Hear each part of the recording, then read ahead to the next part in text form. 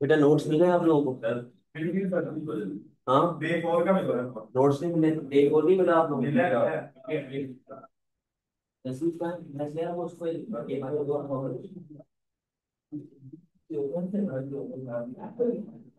अच्छा बेटा, हमारी जो कहानी लास्ट क्लास में एंड हुई थी वो आरबीआई पे एंड हुई थी। अनएम्प्लॉयमेंट मैंने आपको एक्स्ट्रा टॉपिक करवा दिया था। हाँ, नेशनल इनकम स्टेटिस्टिक्स, अबू बकर। हम लोग अपनी बात अभी स्टार्ट कर रहे हैं बेटा इंटरनेशनल ट्रेड पे। इंटरनेशनल ट्रेड पे आइएगा। देखिए, हमारे पास जो फर्स्ट टर्म लिखी हुई है उसका नाम है ग्लोबलाइजेशन। 2 मार्क में टेस्ट हो सकता है, डिफाइन ग्लोबलाइजेशन। तो बेटा व्हाट इज ग्लोबलाइजेशन? जिस तरह दुनिया आपस में इंटरकनेक्टेड है, जिस तरह लोग आपस में ट्रेडिंग करते हैं, जिस तरह movement of capital, movement of labour, movement of factors of production होता है from one country to another, multinationals खुलती हैं, वो सब किसका पार्ट है? ग्लोबलाइजेशन का। सही है।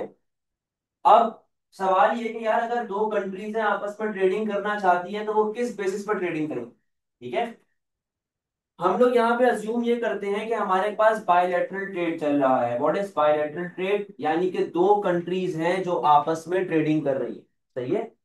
और वो सिर्फ दो तरह का गुड बनाती है। अब यहाँ पे हमारी एग्जाम्पल के हिसाब से हम किसको लेके चलते हैं? पाकिस्तान और इंडिया को।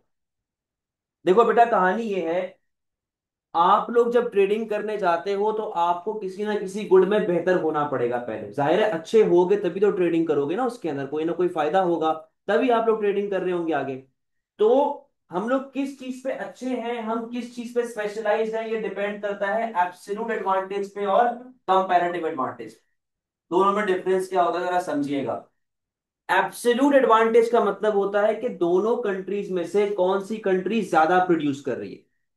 कंपैरेटिव एडवांटेज का मतलब होता है कौन सी कंट्री कम सदका उतार रही है, यानी कि कौन सी कंट्री कम वेस्टेज कर रही है। सही है। अब बात सुनो भाई, हम लोग इंडिया पाकिस्तान की बात कर रहे हैं, और दो गुड्स जिसकी हम लोग बात कर रहे हैं वो है गंदुम यानी कि वीट और राइस। सही है।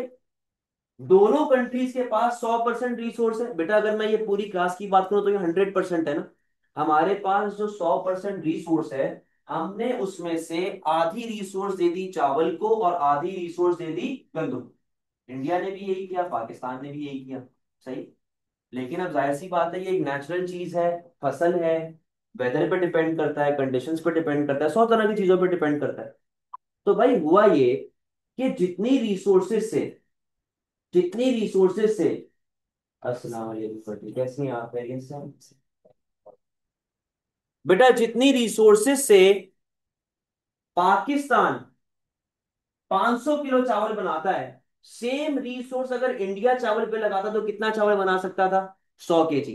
यानी कि जो बेटा हमारे पास 100% रिसोर्स था ना, जो हमारे पास 100% रिसोर्स था, पाकिस्तान ने आधा राइस को दिया, आधा गंदुम को दिया। सेम इंडिया भी कर रहा है, आधा राइस को दे रहा है, आधा गंदुम को दे रहा है। ठीक है। जो आधी रिसोर्स पाकिस्तान ने राइस को दी है, वालेकुम सलाम, जो आधी रिसोर्स बेटा पाकिस्तान ने राइस को दी है, उस आधी रिसोर्स से पाकिस्तान कितना चावल बना रहा है? 500 kg। लेकिन क्योंकि इंडिया का मौसम चावलों के लिए इतना खास नहीं है, इंडिया का वेदर चावलों के लिए इतना अच्छा नहीं है, तो इंडिया को इतना फायदा चावलों में नहीं होगा। आधी रिसोर्स से इंडिया ने खाली कितना चावल बनाया? 100 kg। कोई मसले वाली बात? बेटा अगर इस चीज को हम लोग गंदुम में कन्वर्ट मार दें, गंदुम में हमारे पास क्या सीन हो रहा है कि गंदुम का वेदर इंडिया के लिए अच्छा है बट पाकिस्तान के लिए अच्छा नहीं, फसल पे डिपेंड करता है। आधी रिसोर्स जो पाकिस्तान ने गंदुम पे लगाई, पाकिस्तान से कितनी गंदुम बना रहा है? 100 kg। सेम रिसोर्स जो इंडिया गंदुम पे लगा रहा है, इंडिया कितनी गंदुम बना रहा है? 500 kg। अब बेटा एब्सोल्यूट एडवांटेज क्या कहता है? वो ये कहता है कौन सी कंट्री ज्यादा प्रोड्यूस कर रही है। बेटा ये राइस की बात करते हैं, ज्यादा राइस कौन बना रहा है, इंडिया या पाकिस्तान? पाकिस्तान। तो बेटा पाकिस्तान को राइस बनाने में क्या मिल जाएगा? Absolute advantage. पाकिस्तान को राइस बनाने में बेटा क्या मिल जाएगा? Absolute advantage. इसी तरह, इसी तरह अगर मैं बात करूं वीट की, वीट की बात करते हैं, तो बेटा दोनों में से वीट कौन ज्यादा बना रहा है? Yeah. तो इंडिया को वीट बनाने में क्या मिल जाएगा? Absolute advantage. Very good. तो बेटा एब्सोल्यूट एडवांटेज सिंपल सी बात करता है कौन सी कंट्री कौन सी कंट्री ज्यादा प्रोड्यूस कर रही है, यहां तक कोई टेंशन तो नहीं, क्लियर है। अभी तक एक पार्ट हुआ है, सही है, एक पार्ट हुआ। बेटा अगर मैं एब्सोल्यूट एडवांटेज की बेसिस पे बात करूं और मैं टोटल वर्ल्ड आउटपुट को देखूं, टोटल वर्ल्ड आउटपुट कितना चल रहा है बेटा राइस का, राइस का वर्ल्ड आउटपुट है 600 केजी, ऐसा ही है, कितना है 600 केजी। और गंदम का भी कितना है world output, 600 KG, 500, 500 plus 100, 100 plus 500 एक ही बात है, 600 600 केजी आ गया। अब इसको याद रखना, सही है, इसको याद रखना। एक गेम हो गया एब्सोल्यूट, दूसरा गेम होता है बेटा कंपैरेटिव एडवांटेज। कंपैरेटिव एडवांटेज बेटा कंसिडर करता है आपकी अपॉर्चुनिटी कॉस्ट को, सही है, कि यार जितनी रिसोर्स से पाकिस्तान 1 किलो चावल बनाता है, सेम रिसोर्स अगर गंदुम पे लगाता तो कितना गंदुम बना सकता था। इंडिया जितनी रिसोर्स से 1 किलो गंदुम बनाता है, सेम रिसोर्स अगर चावल पे लगाता तो कितना किलो चावल बना सकता था। Opportunity cost. हम लोग यहाँ पे ये देखेंगे कौन सी कंट्री कम सदका उतार रही है, कौन सी कंट्री कम सदका उतार रही है, यानी कि कौन सी कंट्री कम वेस्टेज कर रही है। समझ में आई है बात वाली का, कौन सी कंट्री कम वेस्टेज कर रही है। सही है, अब बात सुनो बेटा, सामने देखो, यहाँ पे हम लोग रेशियोज लेके चलेंगे, ठीक है। यहाँ पे बेटा आ गया हमारे पास पाकिस्तान, ठीक है, और नीचे आ गया अपने पास इंडिया। रेशियोज लेके चल रहे हैं कैसे, राइस इज टू वीट और वीट इज टू राइस। बेटा अगर भले आप लोग अक्टूबर में मैथ्स दे रहे हो, लेकिन इतनी बेसिक सी तो बात पता होगी, जनरल नॉलेज है, जो रेशियो के पीछे आता है वो वन होता है, ये बात तो पता है ना बेटा, कि नहीं पता। जो रेशियो के पीछे आता है वो क्या होता है, वन होता है, सही है। अब बात सुनो, पाकिस्तान की बात करते हैं, wheat is to rice. Wheat is to rice का मतलब क्या है, वीट इज टू राइस का मतलब क्या है कि Pakistan 1 kilo, sorry rice to wheat, पहले राइस टू वीट है। राइस इज टू वीट का मतलब क्या है कि 1 किलो चावल बनाने के लिए पाकिस्तान कितना किलो गंदम सेक्रीफाइस कर रहा है। और इसका मतलब क्या होगा कि 1 किलो गंदम बनाने के लिए पाकिस्तान कितना किलो राइस सेक्रीफाइस कर रहा है। ये बात समझ आ गई। अब बात सुनो बेटा, जो रिसोर्स पाकिस्तान के पास है, उस रिसोर्स से पाकिस्तान अगर 1 किलो चावल बनाता है ना, तो उसके बदले में सिर्फ और सिर्फ कितना गंदम बना सकता है, आधा किलो। यानी कि 1 किलो चावल बनाने की अपॉर्चुनिटी कॉस्ट क्या है, आधा किलो गंदम। कोई मसला यहाँ पर, क्लियर है कहानी, आगे सुना। इंडिया की बात करते हैं बेटा, इंडिया का मौसम किसके लिए अच्छा था, इंडिया का मौसम किसके लिए अच्छा था, वीट के लिए, चावलों के लिए इंडिया का मौसम अच्छा नहीं था। तो बेटा जितनी रिसोर्स से इंडिया 1 किलो चावल बनाता है, क्योंकि चावलों का मौसम इतना अच्छा नहीं है, जितनी रिसोर्स से इंडिया 1 किलो चावल बनाता है, सेम रिसोर्स अगर गंदुम पे लगाता तो कितना किलो गंदुम बना सकता था, 2 केजी, क्योंकि वीट का वेदर इंडिया के लिए फेवरेबल है, सही। अब इस पोर्शन पे आ जाओ, wheat is to rice, 1 kilo गंदुम बनाने के लिए कितना चावल सेक्रीफाइस कर रहे हो आप, भाई कितनी रिसोर्स से पाकिस्तान 1 किलो गंदुम बनाता है, गंदुम के लिए पाकिस्तान सूटेबल नहीं है। सेम रिसोर्स अगर चावल पे लगाता तो बेटा कितना किलो चावल बना सकता था, 2 केजी। इंडिया की बात कर लेते हैं, जितनी रिसोर्स से इंडिया 1 किलो गंदुम बनाता है, सेम रिसोर्स अगर चावल पे लगाता तो सिर्फ और सिर्फ कितना चावल बना सकता था, आधा किलो। अब बेटा मैंने क्या बोला था, कौन सी कंट्री कम सदका उतार रही है, पहले यहां पे बात करो, किस कंट्री का सदका कम है, किस कंट्री की वेस्टेज कम है, पाकिस्तान। यानी कि राइस बनाने में किसको कंपैरेटिव एडवांटेज मिल जाएगा, पाकिस्तान को। यहां पर किसका सत्ता कम है, तो वीट बनाने में किसको कंपैरेटिव एडवांटेज मिल जाएगा, कोई टेंशन वाली बात। तो बेटा इन फैक्टर्स को देखते हुए कि एक एब्सोल्यूट एडवांटेज, दूसरा कंपैरेटिव एडवांटेज, इन फैक्टर्स को देखते हुए हमारी कंट्रीज ये डिसाइड करती हैं कि मैं क्या गुड बनाऊं और मैं किसमें स्पेशलाइज हो जाऊं। अब बेटा देखो, एब्सोल्यूट एडवांटेज में चावलों में कौन जीता, पाकिस्तान। वीट में कौन जीता, इंडिया। कंपैरेटिव में राइस में कौन जीता, और वीट में कौन जीता। तो एक बात तय हो गई, पाकिस्तान को क्या बनाना चाहिए, चावल। इंडिया को क्या बनाना चाहिए, यहां तक कोई टेंशन है, यहां तक कोई मसला है। अब देखो जरा, भाई हमने क्या किया, दोनों कंट्री साथ बैठी, मोदी और शहबाज बैठे, इन्होंने कहा कि भाई पाकिस्तान पाकिस्तान आज से सिर्फ क्या बनाएगा, राइस। और इंडिया आज से सिर्फ क्या बनाएगा, वीट। बेटा छोटी सी मैथ्स है, अगर पाकिस्तान 50% रिसोर्स से, अगर पाकिस्तान आधी रिसोर्स से 500 किलो चावल बनाता है, तो अगर वो फुल रिसोर्स मार दे चावलों पे तो कितना चावल बना लेगा, लॉजिकल सी बात है। तो बेटा पाकिस्तान कितना चावल बना रहा है अब, 1000। उसने गंदुम बनाना छोड़ दिया, कोई टेंशन। जितनी रिसोर्स है यानी कि आधी रिसोर्स से इंडिया अगर 500 किलो गंदुम बनाता है, सेम रिसोर्स 100% मार दे तो कितना गंदुम बना लेगा, 1000 केजी। ठीक है। अब बेटा देखो क्या हो रहा है, पाकिस्तान जो है, पाकिस्तान जो है वो राइस में स्पेशलाइज हो गया, बोला मैं गंदुम आज से नहीं बना। इंडिया किस में स्पेशलाइज हो गया, वीट में। वीट ने बोला कि भाई मैं आज से चावल नहीं बना। इससे फायदा क्या हुआ बेटा, बात सुनो।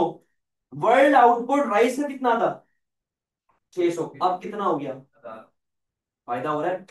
गंदुम का वर्ल्ड आउटपुट कितना था, अब कितना हो गया गंदुम, 1000। सही है, टोटल प्रोडक्शन वर्ल्ड की बढ़ गई आफ्टर स्पेशलाइजेशन। अब देखो गेम क्या होगा बेटा, पाकिस्तान कितना राइस बना रहा है, 1000। पाकिस्तान को जरूरत कितने की है, 500, तो पीछे कितना बचा, तो वो किसको बेचेगा, समझे। तो बेटा इंडिया जो पहले सिर्फ और सिर्फ 100 केजी चावल बनाता था, इंडिया जो पहले सिर्फ और सिर्फ 100 केजी चावल बनाता था, अब उसको एक्स्ट्रा 400 केजी मिल रहा है। 500 मिल गया ना, एक्स्ट्रा 400 मिल गया, फायदा होगा इंडिया को। अब इसी तरह पाकिस्तान पहले कितनी गंदुम बना रहा था, 100 केजी। आफ्टर स्पेशलाइजेशन इंडिया कितनी बनाना शुरू हो गया, 1000। इंडिया को जरूरत कितने की है, तो रिमेनिंग 500 किसके पास जाएगा, ट्रेड हो गया, पाकिस्तान को भी फायदा हो गया। बट द प्रॉब्लम इज कि हम लोग कंप्लीटली डिपेंडेंट नहीं होते किसी दूसरी कंट्री के ऊपर फॉर सच गुड। भाई अब जैसे हमारे माहौल चल रहा है, टेंस माहौल हुआ हुआ है, इंडिया ने गंदम रोक दिया, पाकिस्तान ने चावल रोक दिया, फिर क्या होगा, अनाज खत्म हो गया ना आपके पास, समझ रहे हैं बात को। तो आप ट्रेडिंग करो बट डिपेंडेंट ना हो, कोई मसले वाली बात है। क्लियर है पूरी कहानी यहाँ तक। आप स्पेशलाइजेशन करेंगे based on absolute comparative advantage. अब आइएगा बेटा, व्हाट इज फ्री ट्रेड। बेटा इससे रिलेटेड क्वेश्चंस आते हैं, देखो जो चीजें मैं बताता हूँ ना, क्वेश्चन आते हैं उस पर स्टार बना दिया करो ताकि आपको याद रहे कि इंपॉर्टेंट चीज है। फ्री ट्रेड से रिलेटेड बेटा क्वेश्चंस आते हैं आपके पास। फ्री ट्रेड में क्या होता है, फ्री ट्रेड, फ्री ट्रेड एक ऐसा मोड ऑफ ट्रांजैक्शन होता है बिटवीन कंट्रीज जहां पर ना कोई टैरिफ है, ना कोई कोटा है, ना कोई एम्बार्गो है, किसी किस्म की बेटा आपके पास प्रोटेक्शनिज्म नहीं। अच्छा सर बेनिफिट्स क्या होते हैं फ्री ट्रेड के, देखो बेटा ये मैंने 8-9 बेनिफिट्स लिखे हुए हैं, आप लोगों ने रट्टे नहीं मारने, बड़े जनरल से बेनिफिट्स हैं। क्या है पहला बेनिफिट है भाई, आप मुझे बताओ, आप लोग बताओ, मैं हटा देता हूँ ये पेज, बताओ मुझे क्या बेनिफिट होंगे फ्री ट्रेड के। एक्सपोर्ट करोगे तो स्टार्टिंग कम टैक्सेशन होगी, इंपोर्ट करोगे तो क्या अच्छा होगा, पहला पॉइंट आ गया जी, रिलेशनशिप बिटवीन कंट्रीज बेहतर हो जाएगा। टैक्सेस कम होगी टैक्सेस कैसे कम होंगे भाई, और इससे ज्यादा होंगे एम्प्लॉयमेंट हटा देंगे तो टैक्स कम लगेगा।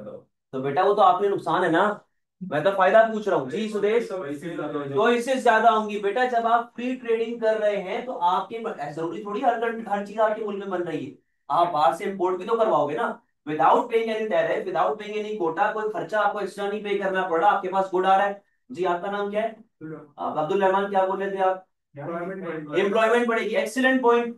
बेटा यहाँ लिखा नहीं है, मैंने ये क्यों हटाया है कि अपनी तरफ से बताओ, ये बाल कटवा थोड़े से तो होश आएगी। जी क्या था, क्या था, क्या पॉइंट बताया था आपने, एम्प्लॉयमेंट। बेटा बात सुनो, एम्प्लॉयमेंट का जो पॉइंट है ना ये बड़ा इंपॉर्टेंट है, ये हर जगह पे आप लिंक कैसे कर सकते हैं खुद सोचो जरा। अब्दुल रहमान ने कहा सर एम्प्लॉयमेंट, इसको एक्सप्लेन कर बेटा जरा, क्या चीज, क्या एम्प्लॉयमेंट कैसे बढ़ेगी। गवर्नमेंट ऐसे बढ़ेगी जब ट्रेड फ्री होगा, हाँ ठीक है, रिसोर्सेज आएंगी, सही है, वेरी गुड, आएंगी तो उनको अगर एलोकेट करेंगे सही जगह पे वेरी गुड। लेबर चाहिए होगा। I agree.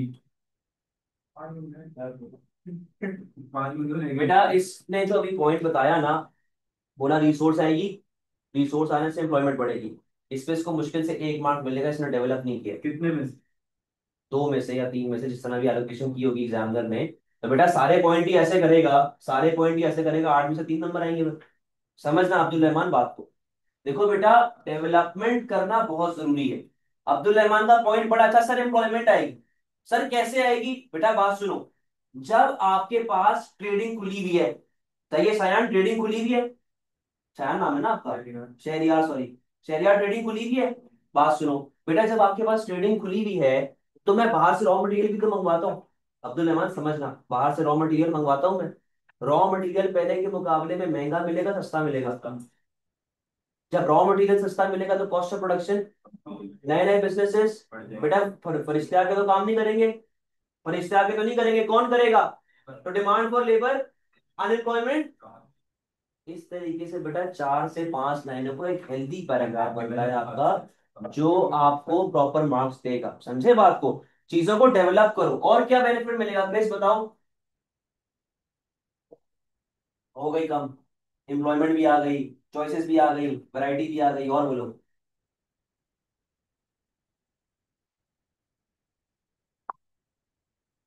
बोलो भाई करिश्मा।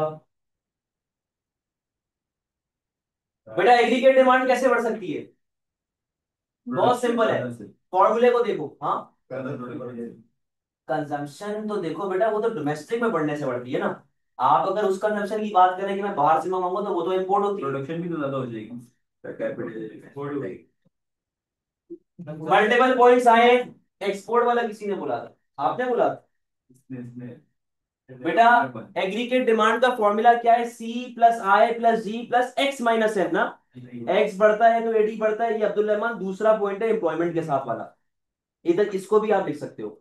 एक्स बढ़ा, एक्सपोर्ट बढ़ा, तो बेटा जब एक्सपोर्ट आपका बढ़ जाएगा तो उससे आपके मुल्क में पैसा आना स्टार्ट होगा, बैलेंस ऑफ ट्रेड सरप्लस होना स्टार्ट होगा, एक्सपोर्ट ओरिएंटेड फर्म्स पैदा होना स्टार्ट होंगी, एम्प्लॉयमेंट बढ़ेगी, जॉब्स बढ़ेंगी, जीडीपी बढ़ना शुरू हो जाएगा। समझ रहे हैं? जो आप लोग कह रहे हैं सर डायग्राम कौन सी बनाए, आप एडी इंक्रीज की डायग्राम बना सकते हो 8 मार्क वाले क्वेश्चन में, अगर तो फ्री ट्रेड का क्वेश्चन आ, समझे? और इकोनॉमी ऑफ स्केल का पॉइंट आ सकता है, हाँ वो लिखा हुआ है यहाँ, ये रहा इकोनॉमी ऑफ स्केल। ठीक, वेरी गुड, एक्सीलेंट पॉइंट। और बेटा क्या क्या बातें लिखी हुई यहाँ पे? Large scale of production, import of capital good, machines आ रही है भाई, प्रोडक्शन पॉसिबिलिटी कर्व आपका बढ़ जाएगा। तो बेनिफिट्स बड़े सिंपल है। ड्रॉबैक्स पे आओ। पहला ड्रॉबैक क्या है बेटा? ट्रेडिंग के अंदर कोई रिस्ट्रिक्शन नहीं है, लोग पागलों की तरह मंगवाएंगे, तो आपका एम क्या हो जाएगा? जब एम आपका बढ़ता है तो एडी क्या हो जाता है? Balance of trade.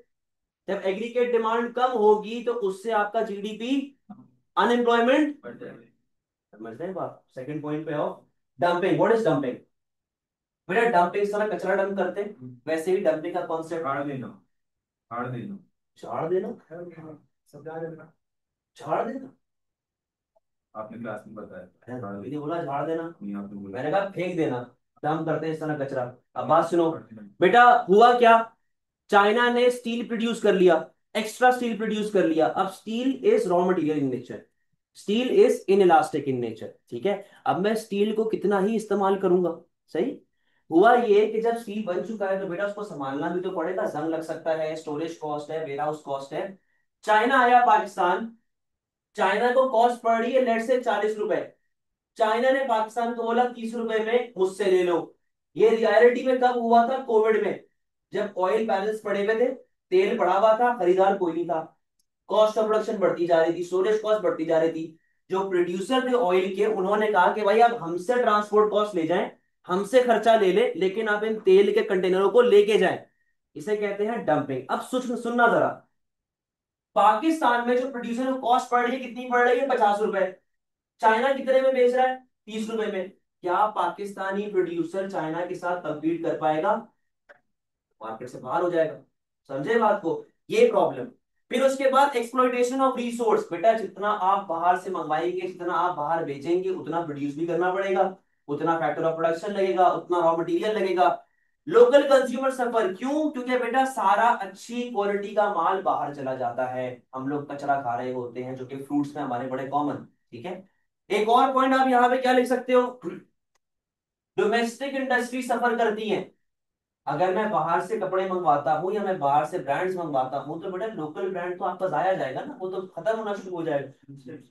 Sunset sunrise उसके ऊपर भी जाएंगे हम लोग। प्रोटेक्शनिज्म, बेटा प्रोटेक्शनिज्म क्या होती है? प्रोटेक्शनिज्म का मतलब होता है किसी भी तरीके से आपने इंपोर्ट को अपने मुल्क में आने से रोकना है। अब प्रोटेक्शनिज्म का मतलब है बैरियर। आराम से, क्या हो गया?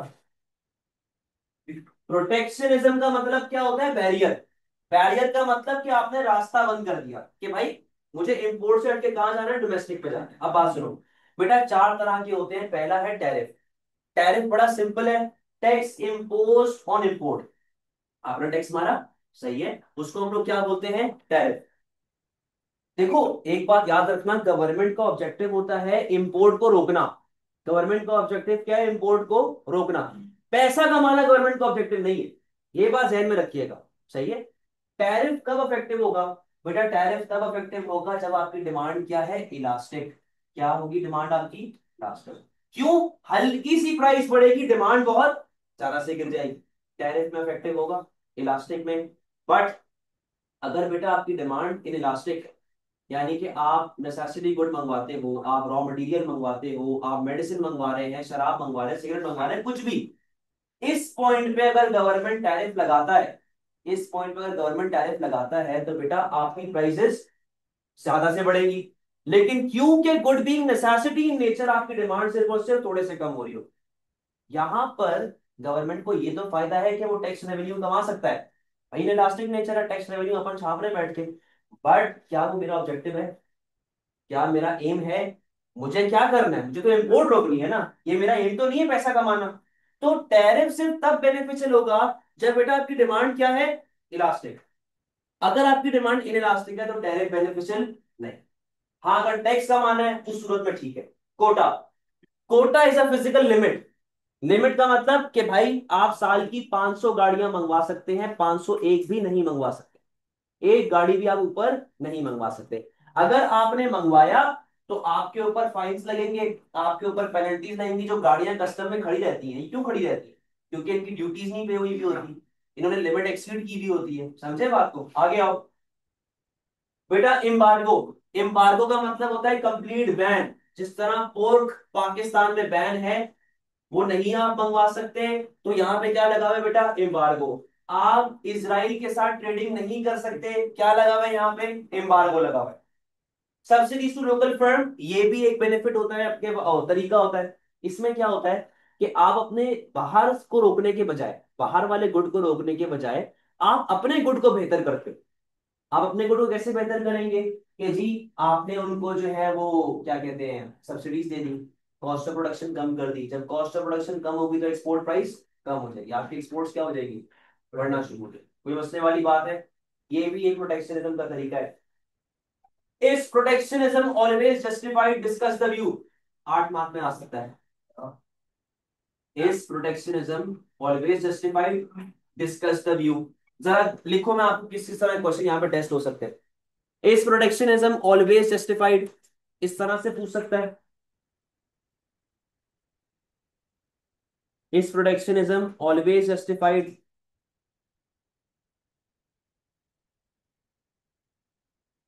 Is protectionism always justified? दूसरा तरीका वो किस तरह पूछ सकता है? Benefits of protectionism. Benefits of protectionism, ये दूसरा तरीका है। Benefits of protectionism always outweigh, always outweigh the drawbacks of protectionism. Benefits of protectionism always outweigh, outweigh का मतलब कि बेनिफिट ज्यादा है, ड्रॉबैक्स कम है। Always outweigh the drawbacks of protectionism, the drawbacks of protectionism for a low income country, for a low income country. Discuss the view. Benefits of protectionism always outweigh drawbacks of protectionism for a low income country, full stop, discuss the new। 8 mark, सही है। और किस तरीके से हो सकता है? अब अगर मैं फ्री ट्रेड की बात करता हूं, free trade is more harmful for a producer than consumer discuss the view. या free trade is always beneficial for economy, discuss the view. सही है बेटा, मैंने 8 मार्क का क्या तरीका बताया था, minimum 5 maximum 6, 3 favour 2 against, 2 favour 3 against, या फिर इक्वल। सही है। Free trade is always beneficial for a low income, क्या बताया था, क्वेश्चन क्या बताया था मैंने, मतलब ये ऐसा सवाल फ्री ट्रेड में भी आ सकता है, यही चीज है सर। ठीक है, अब बेटा बात सुनो। बेटा मैं बता रहा था कि यही सवाल फ्री ट्रेड की तरह भी आ सकता है। अब बात सुनिएगा, arguments in favour of free trade, sorry protection, arguments in favour of, बिल्कुल नुकसान, arguments in favour of protectionism. बेटा बात सुनो, क्या प्रोटेक्शनिज्म करना चाहिए या नहीं करना चाहिए। बेटा देखिएगा, पहला पॉइंट देखो, ये बात याद रखो, जो फ्री ट्रेड के ड्रॉबैक्स हैं वो प्रोटेक्शनिज्म के बेनिफिट्स हैं, जो प्रोटेक्शनिज्म के बेनिफिट्स हैं वो फ्री ट्रेड के ड्रॉबैक्स, बराबर ऑपोजिट चल रहा है गेम। सही है, अब बात सुनिएगा बेटा, प्रोटेक्शनिज्म लग गई, प्रोटेक्शनिज्म लग गई, एग्रीगेट डिमांड का फॉर्मूला क्या है, सी plus I plus G plus x minus M. अब बात सुनो, आपके सारे बेनिफिट्स पता है किस पे बेस करने चाहिए, AD is equal to C plus I plus G plus, ऐसा ही है बेटा, एम क्या हो रहा है, तो एडी क्या होगा, सारे बेनिफिट उठा के इस तरह डाल दो, सारा गेम सीधा हो जाए। भाई सबसे पहला बेनिफिट, क्रेज, जब एग्रीगेट डिमांड बढ़ती है तो एम्प्लॉयमेंट पे क्या अफेक्ट आता है, एम्प्लॉयमेंट बढ़ जाती है एम्प्लॉयमेंट। बेटा सोचो जरा, लोग अगर बाहर से नहीं मंगवाएंगे तो किससे लेंगे, अब डेवलप करो इसको, बाहर से नहीं मंगवाएंगे तो किससे लेंगे, डोमेस्टिक। बेटा डोमेस्टिक से लेंगे तो सी पे क्या अफेक्ट पड़ेगा, कंजप्शन बढ़ेगी तो एग्रीगेट डिमांड, एग्रीगेट डिमांड बढ़ेगी तो एम्प्लॉयमेंट, जॉब्स, बिजनेसेस। पहला पॉइंट आ गया। सही है, आगे सुनो बेटा, इसको हम लोग नेट एक्सपोर्ट्स कहते हैं, या इसका दूसरा नाम है बैलेंस ऑफ ट्रेड, मैं आगे जाके बताऊं क्या नाम है इसका, बैलेंस ऑफ ट्रेड। एक्सपोर्ट आपका अपनी जगह पर है, बट आपका इंपोर्ट क्या हो चुका है, तो बैलेंस ऑफ ट्रेड। बेटा बैलेंस ऑफ ट्रेड आपकी करेंसी को अफेक्ट करता है, एक तरीके से इकोनॉमी को तो करता ही करता है, साथ साथ करेंसी को भी करता है, तो करेंसी बेहतर हो जाएगी आप। सही है, आगे आओ।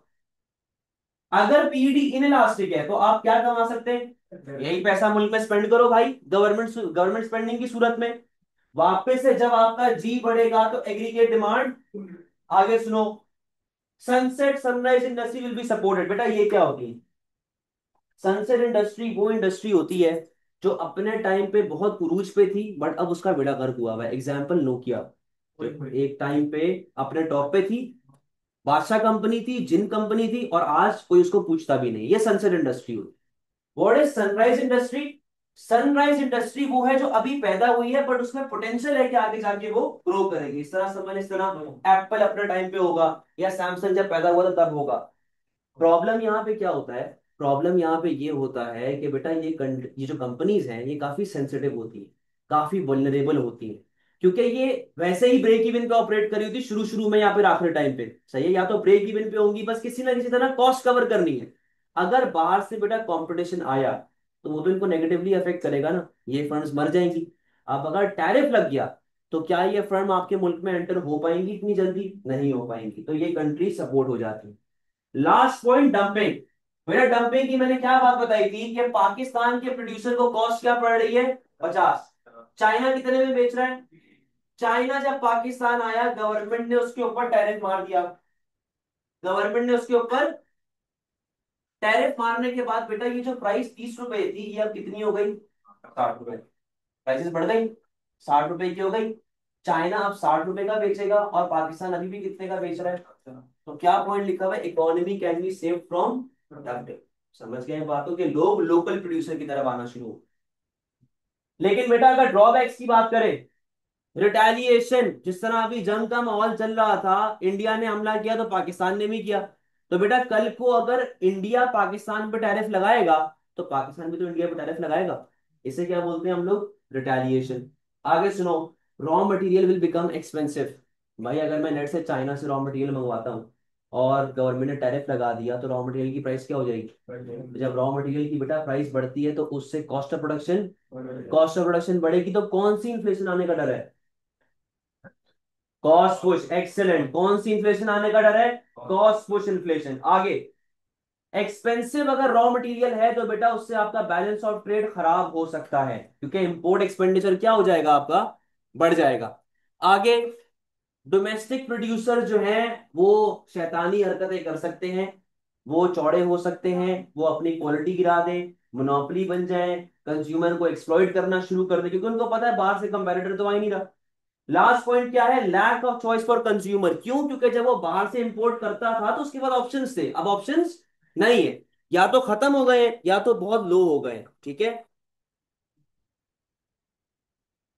आगे चलो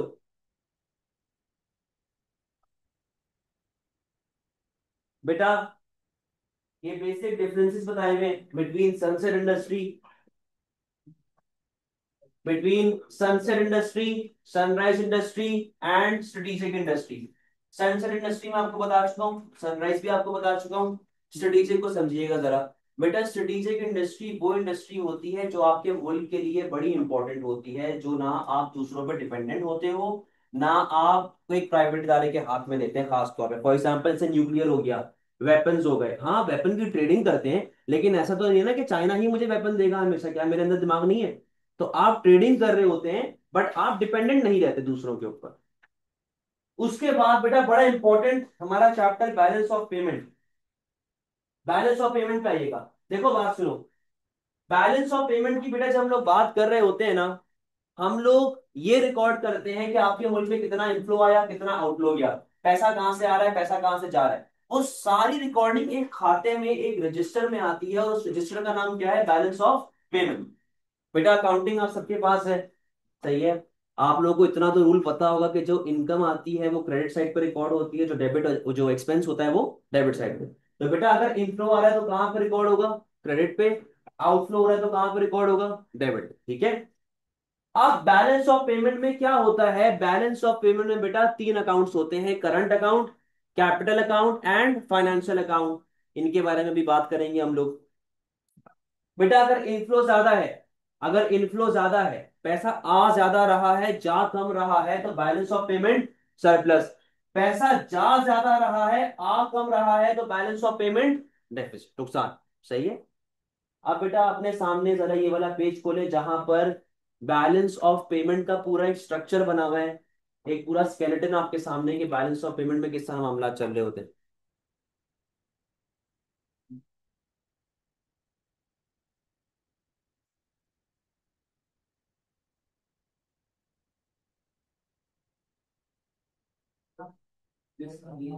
पानी है नहीं कि एक किलो वाले तो अभी कोई पानी नहीं तो है अभी और क्या करेंगे वो थोड़ा सा और तो चाहिए प्राइवेट प्राइवेट दे रही जब प्रिंसिपल नहीं भाई, मैं 2 बजे शुरू हुई है ना, ये बैठ के जो 3 बजे है भाई, बात थोड़ी करनी है। दोपहर हाँ, 4 साढ़े 4 तक चलेगी।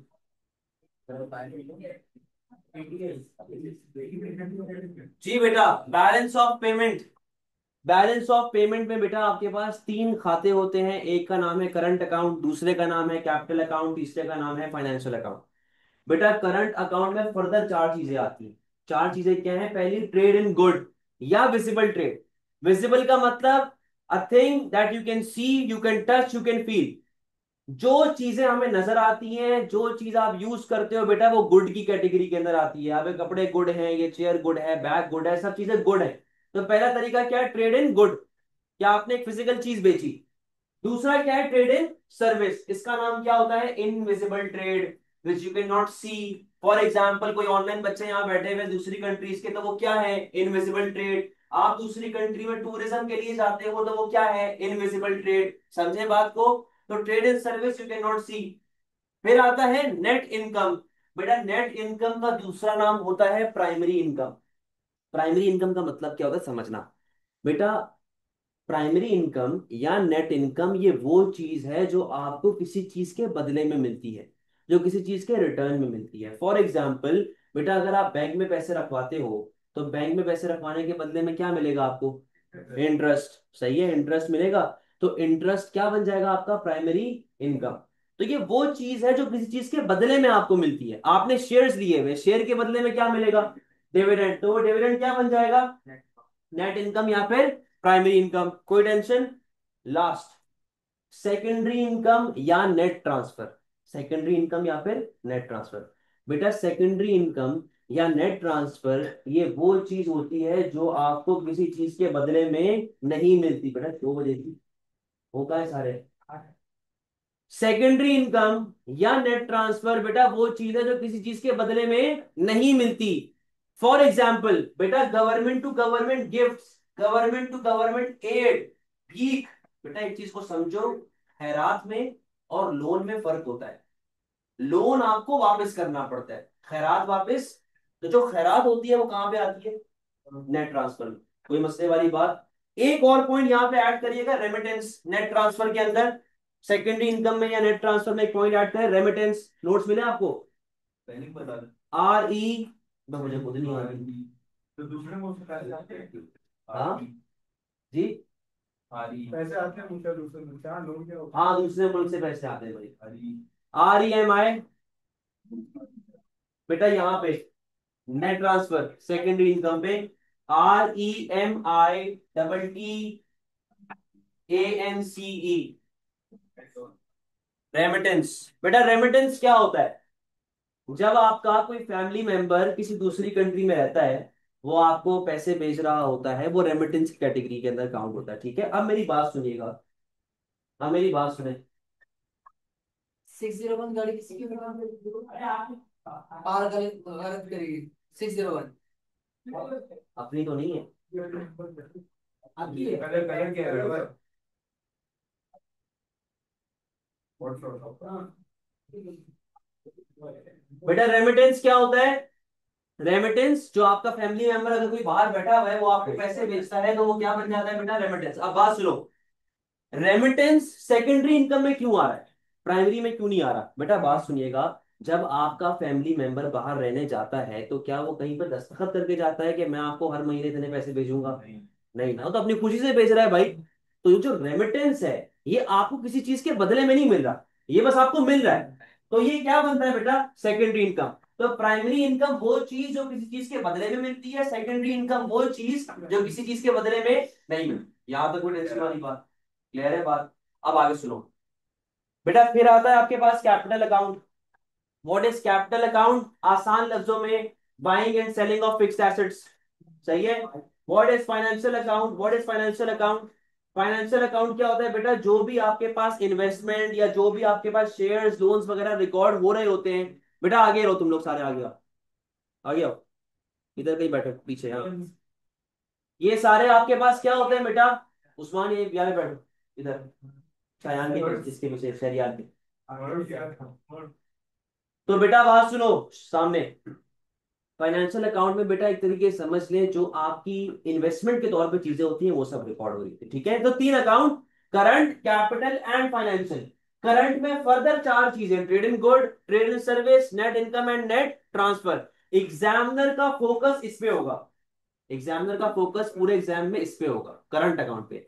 वो फाइनेंशियल या कैपिटल की इतनी बात एज सच नहीं करेगा। सही है, अब बात सुनो बेटा, ये 4 चीजें किसका पार्ट है, करंट अकाउंट। ये 4 चीजें किसका पार्ट है, करंट अकाउंट का। बेटा ये 4 चीजों में से ये 2 चीजें देख रहे हो आप लोग, trade in good and trade in service. ये 2 चीजें क्या कहलाई जाती हैं, बैलेंस ऑफ ट्रेड। यानी कि balance of trade, balance of payment के करंट अकाउंट का एक छोटा सा पार्ट होता है जिसमें 2 चीजें आती हैं, trade in good and trade in service. वापस से सुनो, balance of trade, balance of trade, balance of payment के करंट अकाउंट का एक छोटा सा पार्ट होता है जिसमें 2 चीजें आती हैं, trade in good and trade in service. यानी कि बैलेंस ऑफ ट्रेड, ट्रेड के नाम से याद करें, ट्रेडिंग के अंदर या तो आप सामान बेच रहे हैं या तो आप सामान खरीद रहे हैं। ठीक है, तो अगर बैलेंस ऑफ ट्रेड की बात कर रहे हैं सिर्फ और सिर्फ एक्सपोर्ट और इंपोर्ट, बस और कुछ नहीं। वरना कैपिटल अकाउंट, फाइनेंशियल अकाउंट भी तो आता है, नेट इनकम नेट ट्रांसफर भी तो आता है। बैलेंस ऑफ ट्रेड में सिर्फ और सिर्फ क्या आएगा, ट्रेड, और कुछ भी।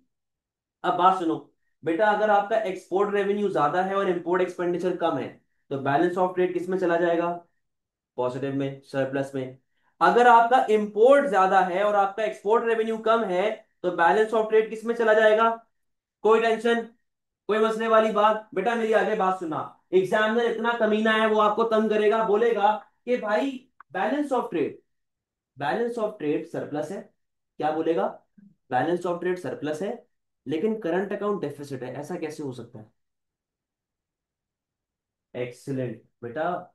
हमारे पास करंट अकाउंट में कितनी चीजें हैं? चार। कौन कौन सी? Trade in good, trade in service, net income and net transfer.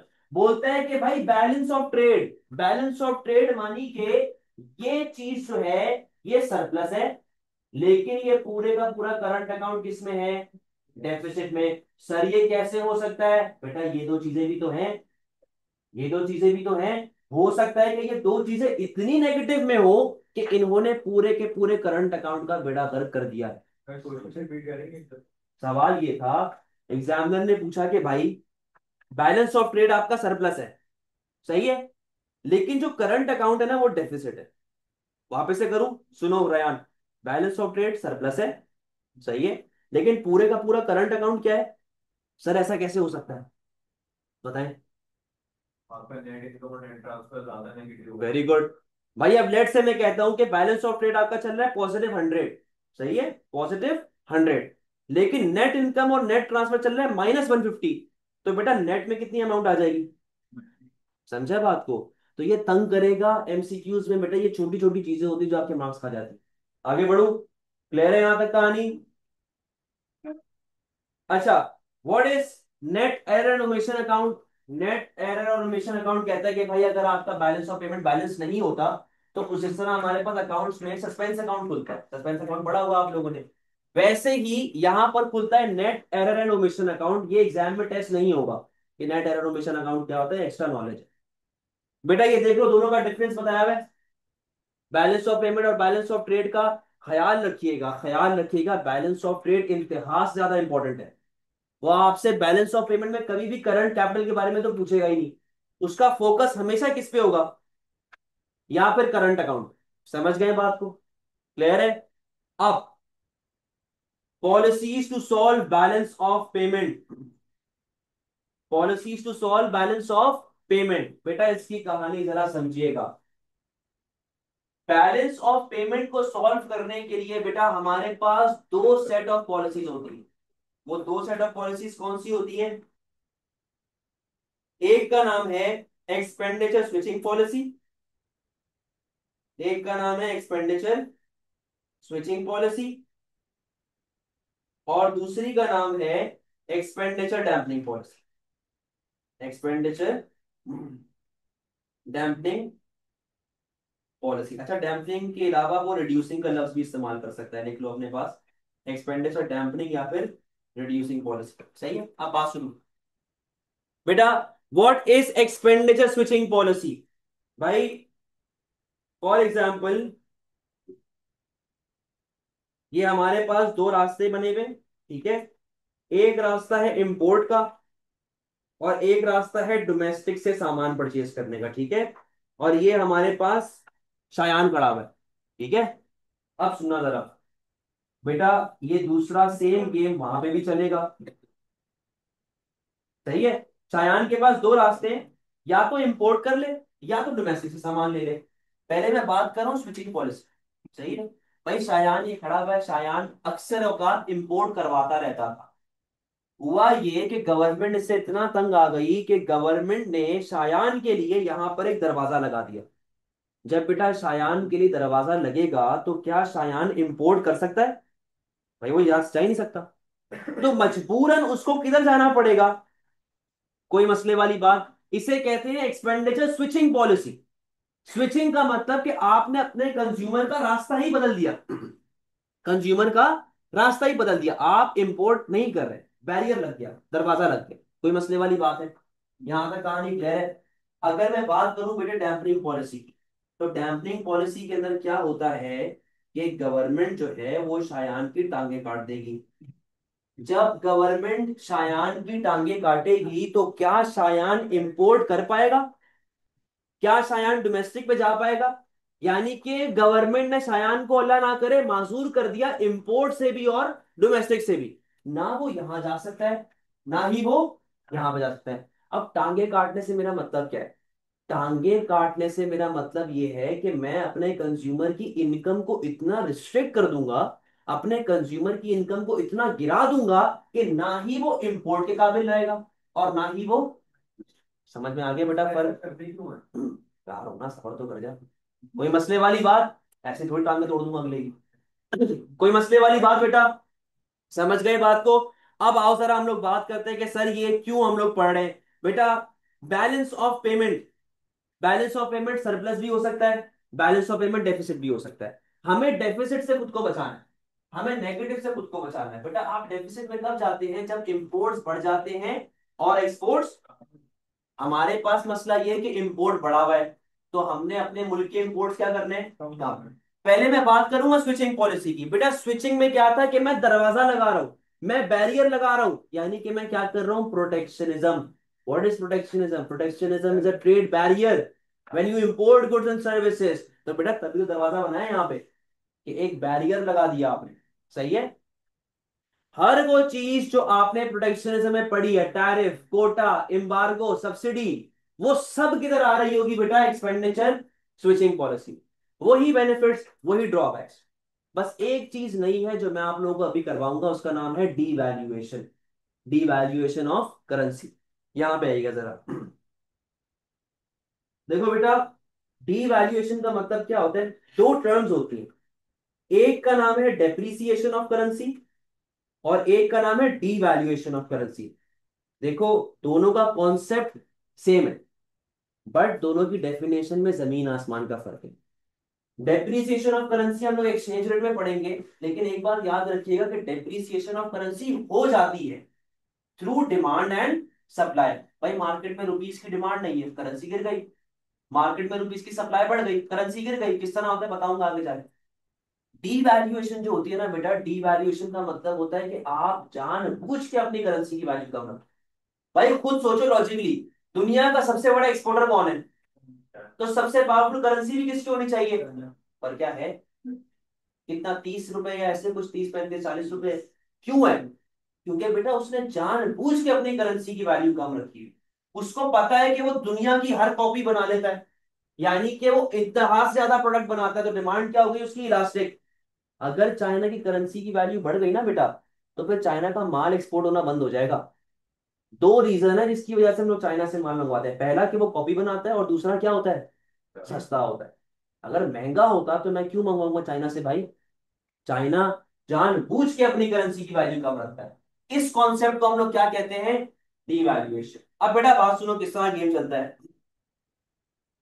आपके पास दो तरह के टाइम पीरियड होते हैं, ठीक है? टाइम पीरियड के बेसिस पे बेटा गेम चल रहा होता है।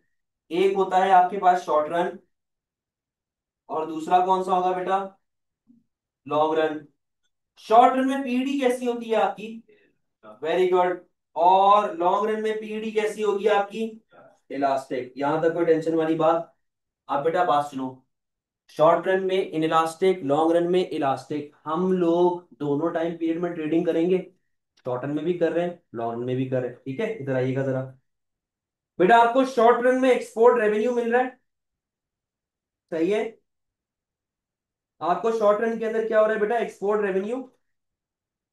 और यहां पे क्या हो रहा है बेटा? आपका इंपोर्ट एक्सपेंडिचर। सेम चीज आपके पास लॉन्ग रन में भी हो रही होगी, कि आप ट्रेडिंग तो कर ही रहे होंगे। ठीक है, एक्सपोर्ट रेवेन्यू भी आ गया और इंपोर्ट एक्सपेंडिचर भी आ गया, कोई टेंशन? अब बेटा बात सुनो, डीवैल्यूएशन ऑफ करेंसी का मतलब क्या होता है बेटा? वैल्यू ऑफ करेंसी को क्या करना? वैल्यू ऑफ करेंसी, अगर बेटा मेरी वैल्यू ऑफ करेंसी कम हो रही है तो लॉजिकली मेरी प्राइसेस पे क्या इफेक्ट आएगा? कम हो जाएगी, प्राइसेस कम हो जाएगी। ठीक है, आपकी प्राइसेस क्या हो रही है? तो एक बात याद रखिएगा, आपकी प्राइस थ्रू आउट कम हो रही है, शॉर्ट रन में भी और लॉन्ग रन में भी। सही है? अब सुनो बेटा आगे कहानी। बेटा एक्सपोर्ट्स की बात करो, अगर अपनी करेंसी गिरती है, जानबूझ के गिरा रहे हैं भले, प्राइसेस क्या हो जाएंगी? कम। डिमांड क्या चल रही है फिलहाल? In elastic. बेटा यहां पे देखो, आपकी एक्सपोर्ट प्राइस बहुत ज्यादा से गिर रही है, ठीक है? आपकी एक्सपोर्ट प्राइस बहुत ज्यादा से गिर रही है, लेकिन क्योंकि demand in elastic in nature है, आपकी एक्सपोर्ट क्वांटिटी सिर्फ और सिर्फ थोड़े से बढ़ेगी। तो बेटा यहां पे देखिएगा कितने से बढ़ रही है? थोड़े से। पीईडी में केस सिखाया था, इनइलास्टिक कहता है प्राइस बढ़ाओगे तो रेवेन्यू बढ़ेगा, तो बेटा प्राइस कम करोगे तो रेवेन्यू क्या होगा? कम हो जाएगा। तो बेटा शॉर्ट रन में एक्सपोर्ट रेवेन्यू क्या हो रहा है आपका? लेकिन अगर मैं इंपोर्ट्स की बात करूं तो बेटा मैं भी तो बाहर से रॉ मटेरियल मंगवा रहा हूं, मैं भी तो बाहर से इनइलास्टिक गुड मंगवा रहा हूं, जो कि पहले के मुकाबले में मेरे लिए सस्ता होगा कि महंगा होगा? महंगा होगा। Very good. तो बेटा इंपोर्ट प्राइस बढ़ गई, लेकिन क्योंकि इनइलास्टिक है तो मेरी इंपोर्ट क्वांटिटी सिर्फ और सिर्फ थोड़े से कम होगी। बेटा मेरे एक्सपेंडिचर पे क्या इफेक्ट आएगा? बढ़ जाएगा। शॉर्ट रन में देखो आपका रेवेन्यू गिर रहा है और आपका एक्सपेंडिचर बढ़ रहा है, तो बेटा बैलेंस ऑफ ट्रेड पॉजिटिव होगा कि नेगेटिव? कोई टेंशन, कोई मसला। तो एक बात हमें समझ आ गई कि devaluation is very harmful in short run. कोई मसला, कोई परेशानी है? समझ गए हैं बात को?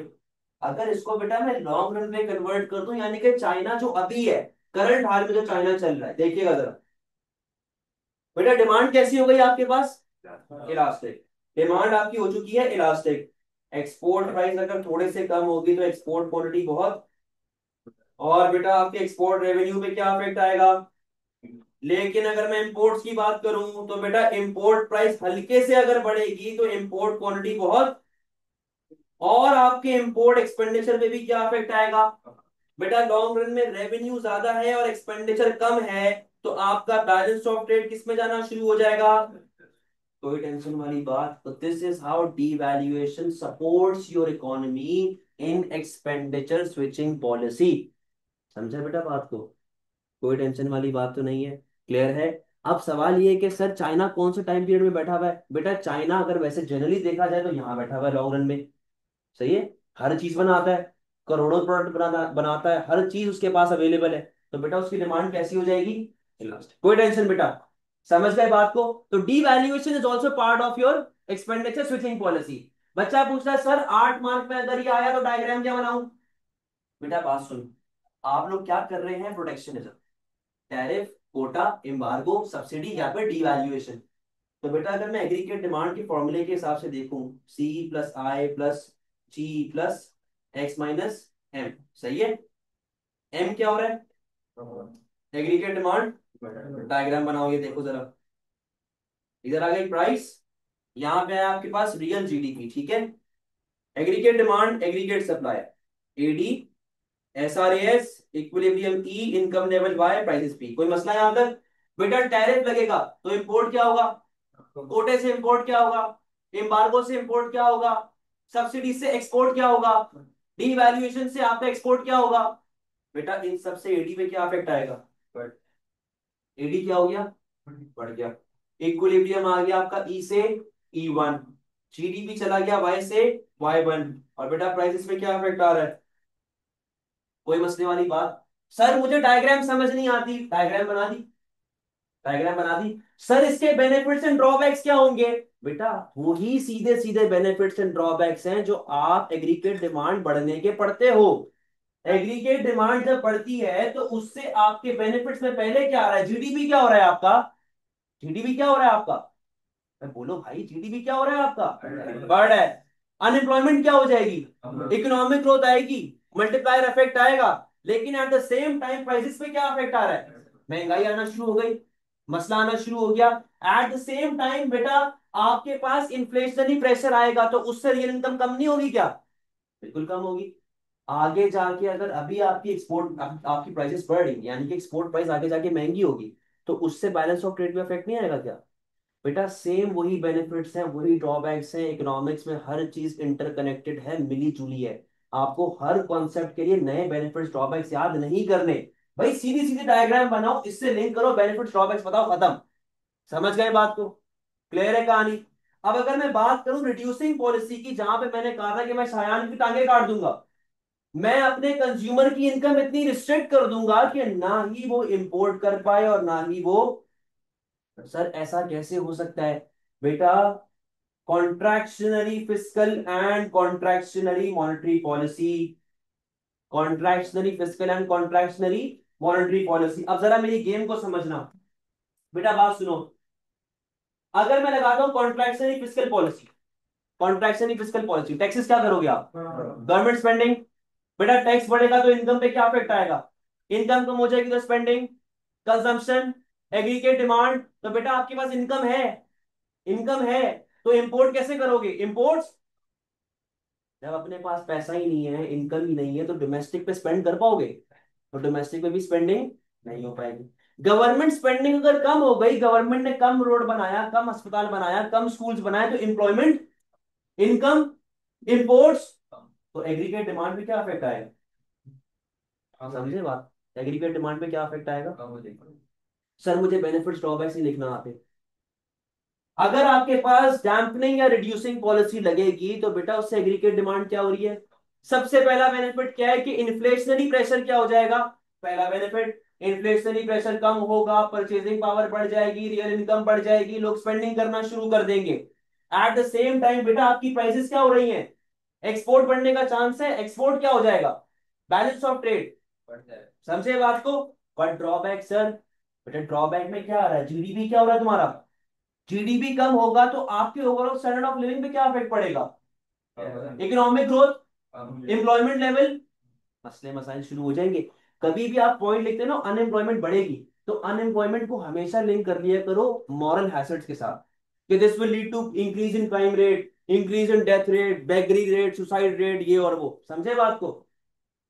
अब बेटा इसी को अगर मैं और फर्दर लेके चलूं, contractionary monetary policy. What is contractionary monetary policy? आपने इंटरेस्ट रेट क्या करना है? आप इंटरेस्ट रेट बढ़ाएंगे तो उससे तीन अफेक्ट। पहला अफेक्ट सेविंग, सेविंग क्या होगी? Consumption, aggregate demand, income, imports. आगे सुनो बेटा, जब इंटरेस्ट रेट बढ़ेगा तो उससे कॉस्ट ऑफ बोरोइंग बढ़ती है कम होती है? कॉस्ट ऑफ बोरोइंग, लोग लोन लेंगे, loans, investment, aggregate demand, income, imports. समझे बात? गेम समझ आ गया? तो बेटा इन दी एंड अब जरा मैं बात कर लेता हूं ऑब्जेक्टिव्स पे। अगर आप लोग एक चीज को गौर से देखो, स्विचिंग पॉलिसी और डैम्पनिंग पॉलिसी दोनों आपकी एग्रीगेट डिमांड को अफेक्ट करे। ठीक है, स्विचिंग एग्रीगेट डिमांड बढ़ाता है और डैम्पनिंग एग्रीगेट डिमांड कम कर रहा है। तो बेटा अगर मैं स्विचिंग की बात करूं, स्विचिंग में क्या होता है? एग्रीगेट डिमांड बढ़ी, चार ऑब्जेक्टिव्स क्या क्या थे? Price stability, balance of payment stability, economic growth, unemployment. क्या स्विचिंग से प्राइस स्टेबिलिटी अचीव हो रही है? पहला ऑब्जेक्टिव अचीव नहीं हो रहा। लेकिन क्या जीडीपी बढ़ रहा है? दूसरा ऑब्जेक्टिव अचीव हो गया। प्राइसेस बढ़ेंगी तो एक्सपोर्ट्स क्या होने का डर है? तो क्या balance of payment stability achieve होगा? तीसरा अचीव। लेकिन बेटा एम्प्लॉयमेंट बढ़ रही है, चार अचीव हो गए, दो अचीव हो रहे हैं, दो अचीव, कॉन्फ्लिक्ट आ गया। आगे सुनो, इसी में स्विचिंग डैम्पनिंग पॉलिसी में, डैम्पनिंग पॉलिसी में क्या चल रहा है? एग्रीगेट डिमांड कम हो रही है, प्राइस स्टेबिलिटी अचीव हो गया, एक्सपोर्ट बढ़ने का चांस है आगे जाके अचीव हो गया। लेकिन बेटा जीडीपी क्या हो रहा है? मसला, अनएम्प्लॉयमेंट क्या हो रही है? समझे बेटे बात को? देखो अव्वल तो आप लोगों को अपने 8 मार्क के सवाल में कंक्लूजन नहीं लिखना होता, अव्वल तो नहीं लिखना होता। लेकिन मैं सिर्फ आप लोगों को नॉलेज देने के लिए एक चीज बता रहा हूं कि यार दोनों में से बेहतर कौन सी, स्विचिंग पॉलिसी बेहतर है कि डैम्पनिंग पॉलिसी बेहतर है? देखो बेटा ये डिपेंड करता है इकोनॉमिक कंडीशन पे। दो कंडीशन है, दो सिनारियोज है। फॉर एग्जांपल मुल्क के हालात टाइट है, रिसेशन आया हुआ है, बेटा गर्क हुआ है, लोगों के पास नौकरियां नहीं, एट द सेम टाइम आपका बैलेंस ऑफ पेमेंट खराब हुआ है, तो आपका ऑब्जेक्टिव यहाँ पे क्या है कि बैलेंस ऑफ पेमेंट भी करेक्ट करना है और मुल्क में इकोनॉमिक ग्रोथ भी लेके आनी है, यानी कि एग्रीगेट डिमांड भी क्या करना है? बढ़ाना है। तो बेटा at this time go for switching policy, ताकि एग्रीगेट डिमांड क्या हो जाए आपका? बढ़ना शुरू हो जाए। लेकिन अगर मुल्क में महंगाई है, मुल्क में महंगाई है, मुल्क में प्राइसेस बढ़ी हुई है, मुल्क में मामला ऑफ चल रहे हैं, at the same time balance of payment आपका खराब हुआ है, तो at this stage go for what? Dampening policy, ताकि एग्रीगेट डिमांड भी कम हो, महंगाई भी कम हो और इंपोर्ट्स भी क्या हो जाए? कम। समझते हैं बेटा बात को? क्लियर है? कोई मसले वाली बात तो नहीं है? हम्म। एम्प्लॉयमेंट गिरती है, अभी तो है ना बेटा, 2 मिनट सफर तो यार वो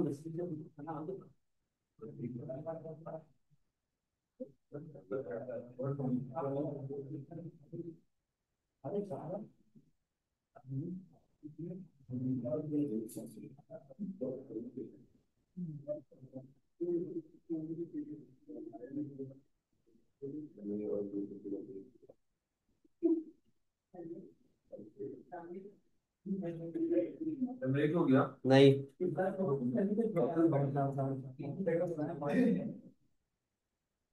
सारा दिन बोला मैंने उसको। इसके बाद कहाँ जाना है इधर इधर पे मैंने उसको बोल दिया 7:30 सभी और देखो उसको। घूम लगे बाइक दिए ना सुन। वीडियो हम्म, आती है तो मुझे बताइए कितनी देर तक पहुंचते हैं। लोग अच्छा भाई, स्विचिंग पॉलिसी हो गई बेटा, डैम्पनिंग पॉलिसी हो गई, बैलेंस ऑफ पेमेंट हो गया। हमारा अब जो है एक्सचेंज रेट बचा है और पॉपुलेशन बचा है। पहले पॉपुलेशन स्टैंडर्ड ऑफ लिविंग कर रहे थे, ब्रेक के बाद हम लोग वो करेंगे exchange rate. Population and standard of living, one of the macro economic AIIMS of government. छड़ी कहाँ है आपकी? छड़ी छड़ी। सब लग रहा है ऐसे क्यों ना बोलूं इंशाल्लाह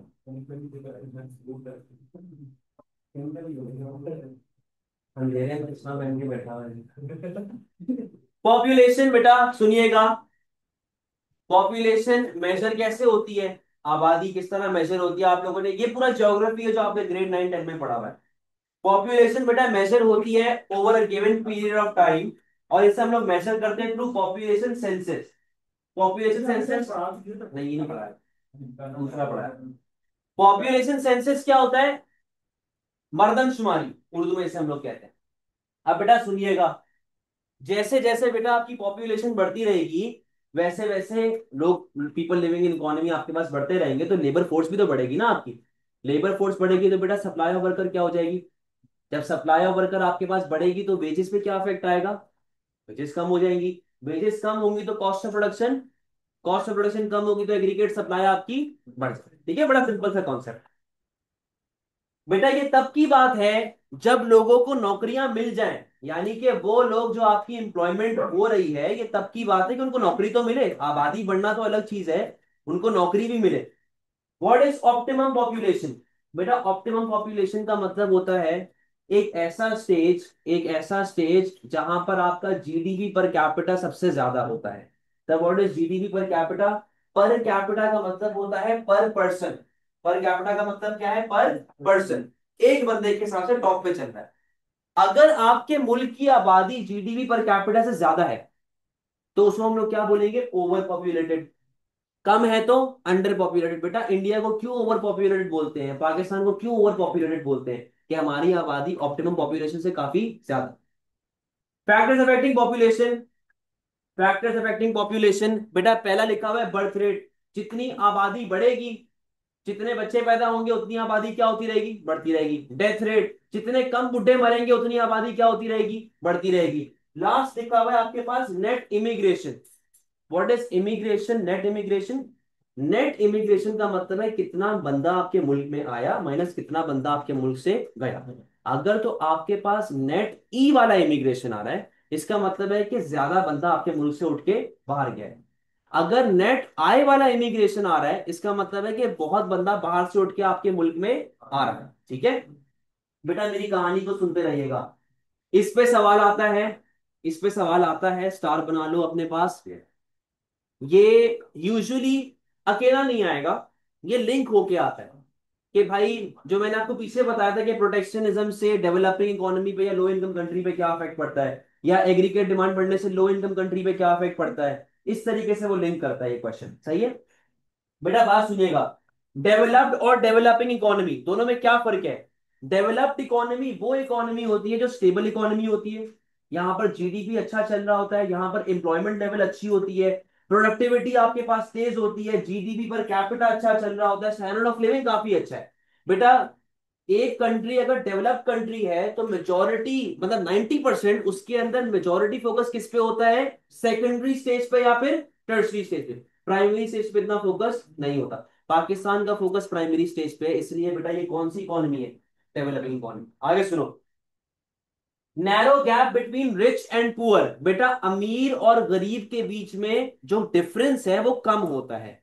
सर ये किस तरह कम होता है ये आप लोग ए लेवल में सीखेंगे, बट अगर मैं जनरली बता दूं तो गरीबों की भी जरूरियात पूरी हो रही होती है, अमीरों की भी जरूरियात पूरी हो रही होती है, ठीक है। पाकिस्तान में ऐसा सीन नहीं होता, गरीब मर जाता है, पड़ा रहता है रोड के ऊपर।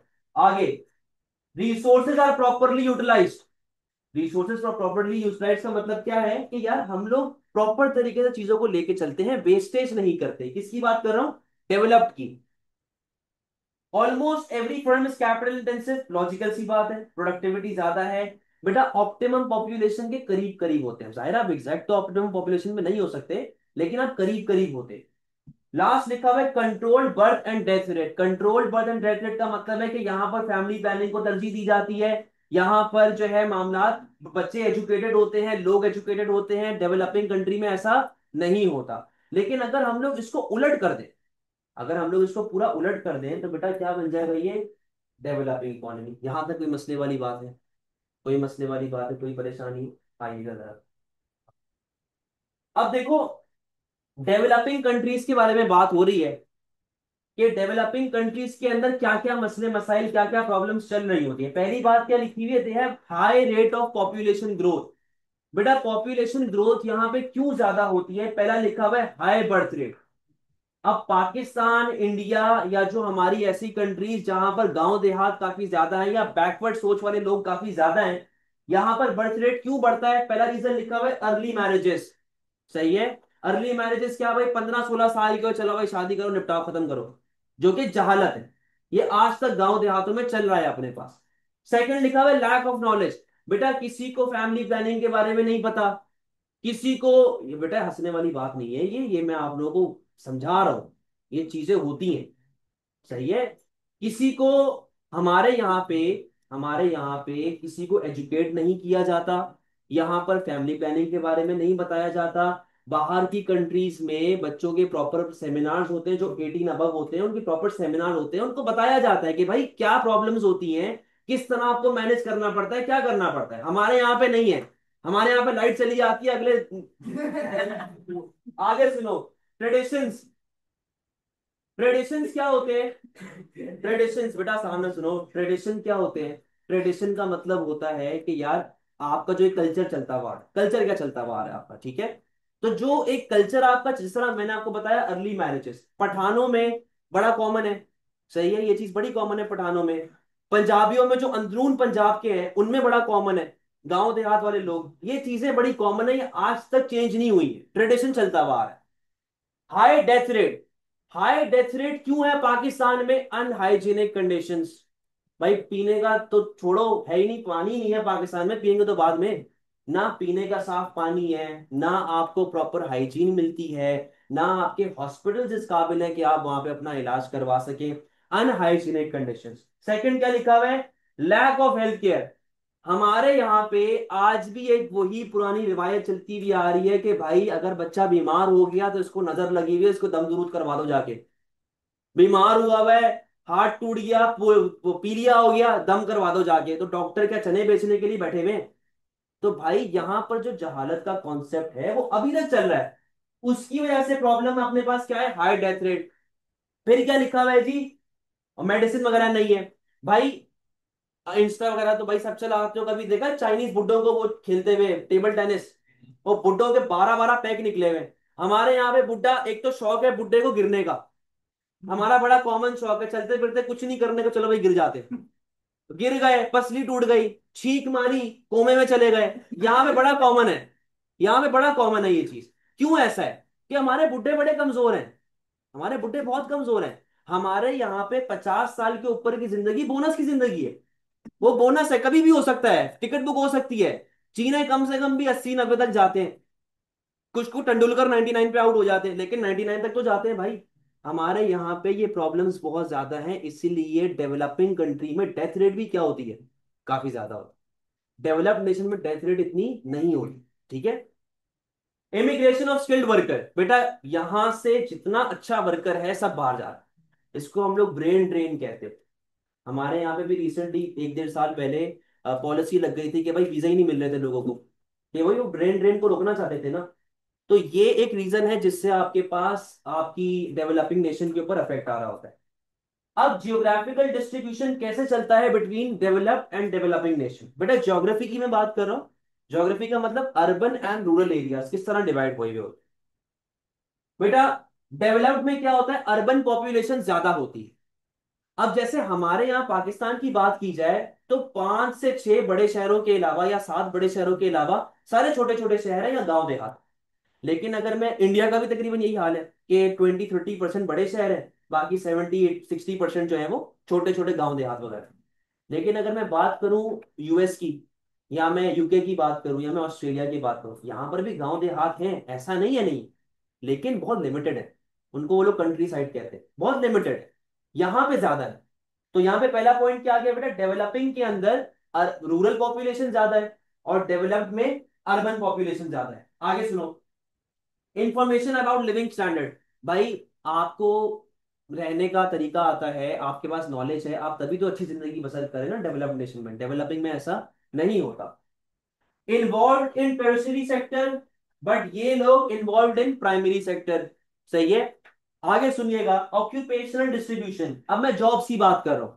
जॉब्स किस तरह डिवाइड हुई हुई होती हैं? बेटा पहले डेवलप्ड नेशन का लिखा हुआ है, डेवलप्ड में मेजोरिटी वर्कर सेकेंडरी या टर्सरी में होता है, और डेवलपिंग में मेजोरिटी वर्कर कहाँ होता है, प्राइमरी में होता है।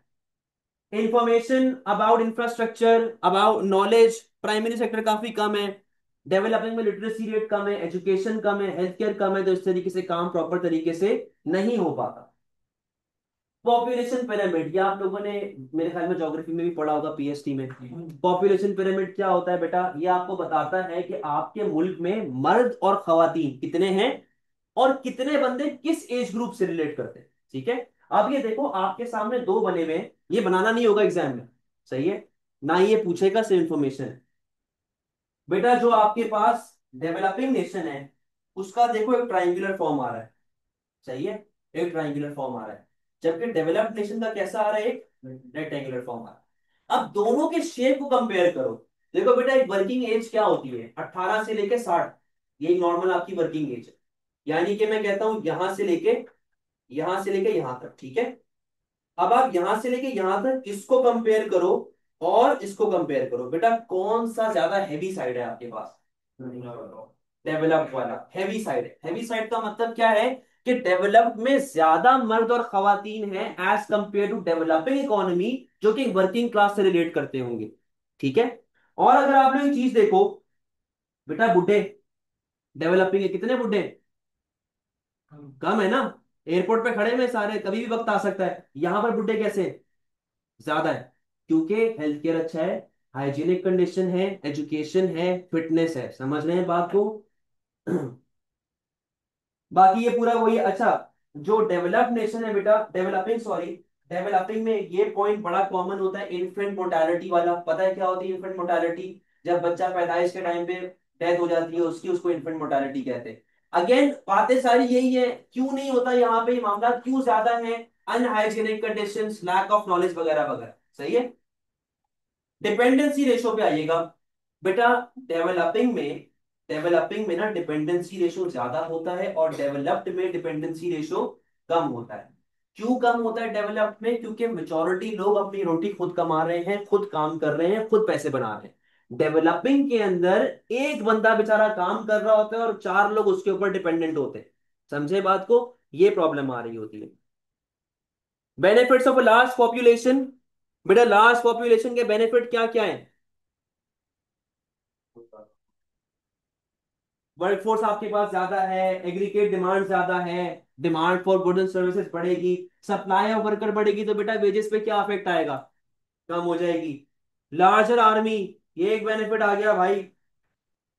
ड्रॉबैक्स ऑफ लार्ज पॉपुलेशन, बेटा डिपेंडेंसी का बढ़ जाना। वही मैंने आपसे बात कही ना कि घर में एक बंदा दो बंदा कमाने वाले, बट ज्वाइंट फैमिली में 10 लोग रहते हैं, तो फिर वही मसला आ जाता है। Chances of high rate of unemployment, हर बंदे को नौकरी तो नहीं मिलेगी। Exploitation of resource, GDP per capita गिर जाता है आपका। जीडीपी पर कैपिटा गिरने का मतलब क्या है कि पर बंदे की इनकम गिर जाती है। What is standard of living? एक सेकंड रुकिएगा यार, वो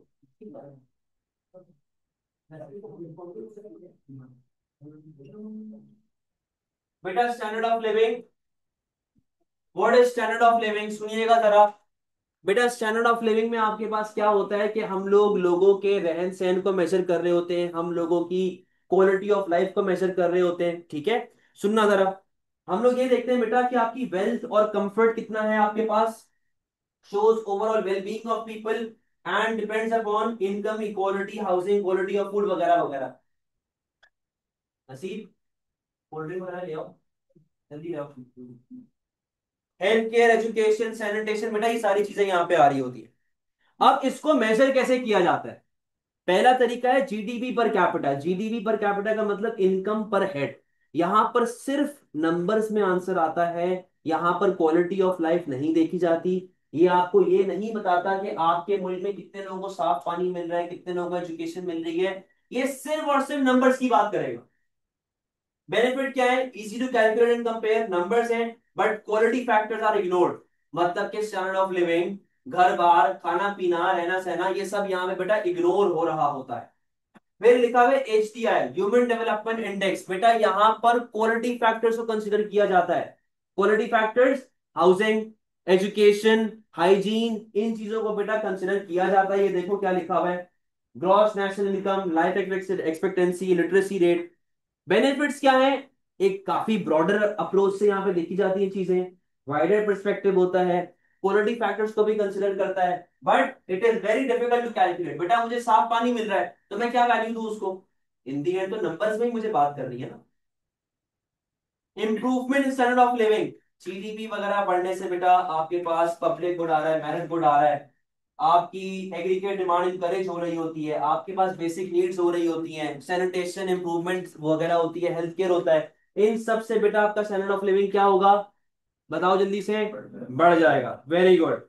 अब बेटा जरा हम लोग ब्रेक लेंगे आधे घंटे की, 2 मिनट आप लोग बैठे रहो यहीं पे, आधे घंटे की ब्रेक लेंगे फिर आगे बात करते हैं।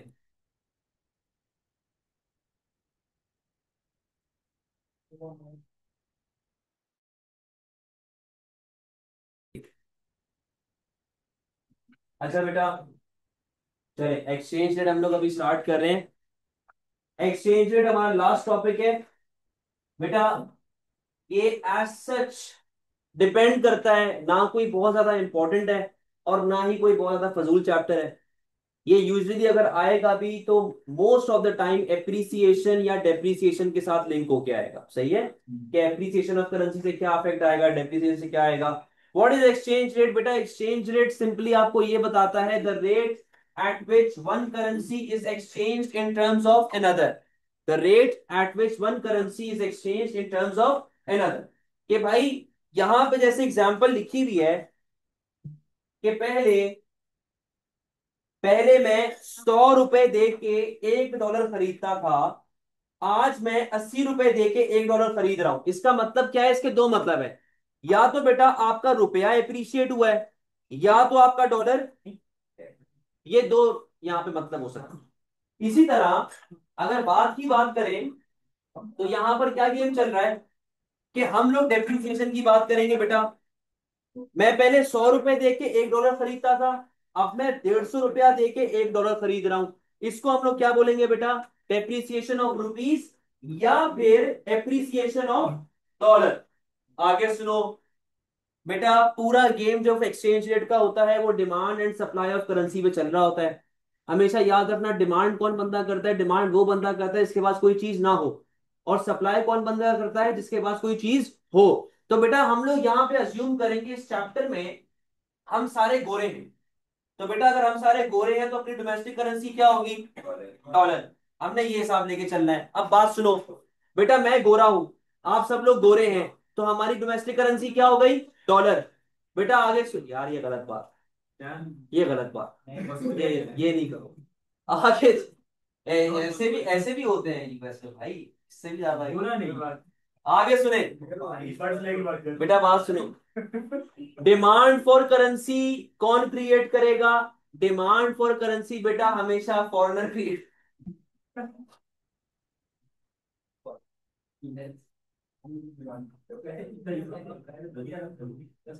डिमांड फॉर करेंसी, अब बेटा सामने देखो, मेरी बात सुनो, बिजनेस की भी वर्कशॉप है, अगर आप लोगों ने वहां पे जाना हो तो चले जाना। तभी मैं जल्दी मुझे खत्म कराने दो ताकि आप लोगों का बिजनेस कुछ मिस ना हो, वहां पे जाना हो तो जा सकते हैं आप लोग इसके बाद। सर साजिद सलीम की सुनिएगा बेटा। डिमांड फॉर करेंसी कौन क्रिएट करता है? डिमांड फॉर करेंसी हमेशा फॉरेनर क्रिएट करता है, यानी कि वो बंदा जो यूएस में नहीं रहता, जिसके पास डॉलर नहीं है। सप्लाई हमेशा कौन क्रिएट करेगा? हम लोग, जिनके पास डॉलर पड़ा हुआ है। समझे बात को? कुछ चेंज नहीं है, कुछ चेंज नहीं है। जो आप लोगों ने मार्केट इक्विलिब्रियम पढ़ा है ना, बस मार्केट इक्विलिब्रियम में प्राइस की जगह पे क्या आ रहा है? एक्सचेंज, और कुछ नहीं है, सारी चीजें सेम।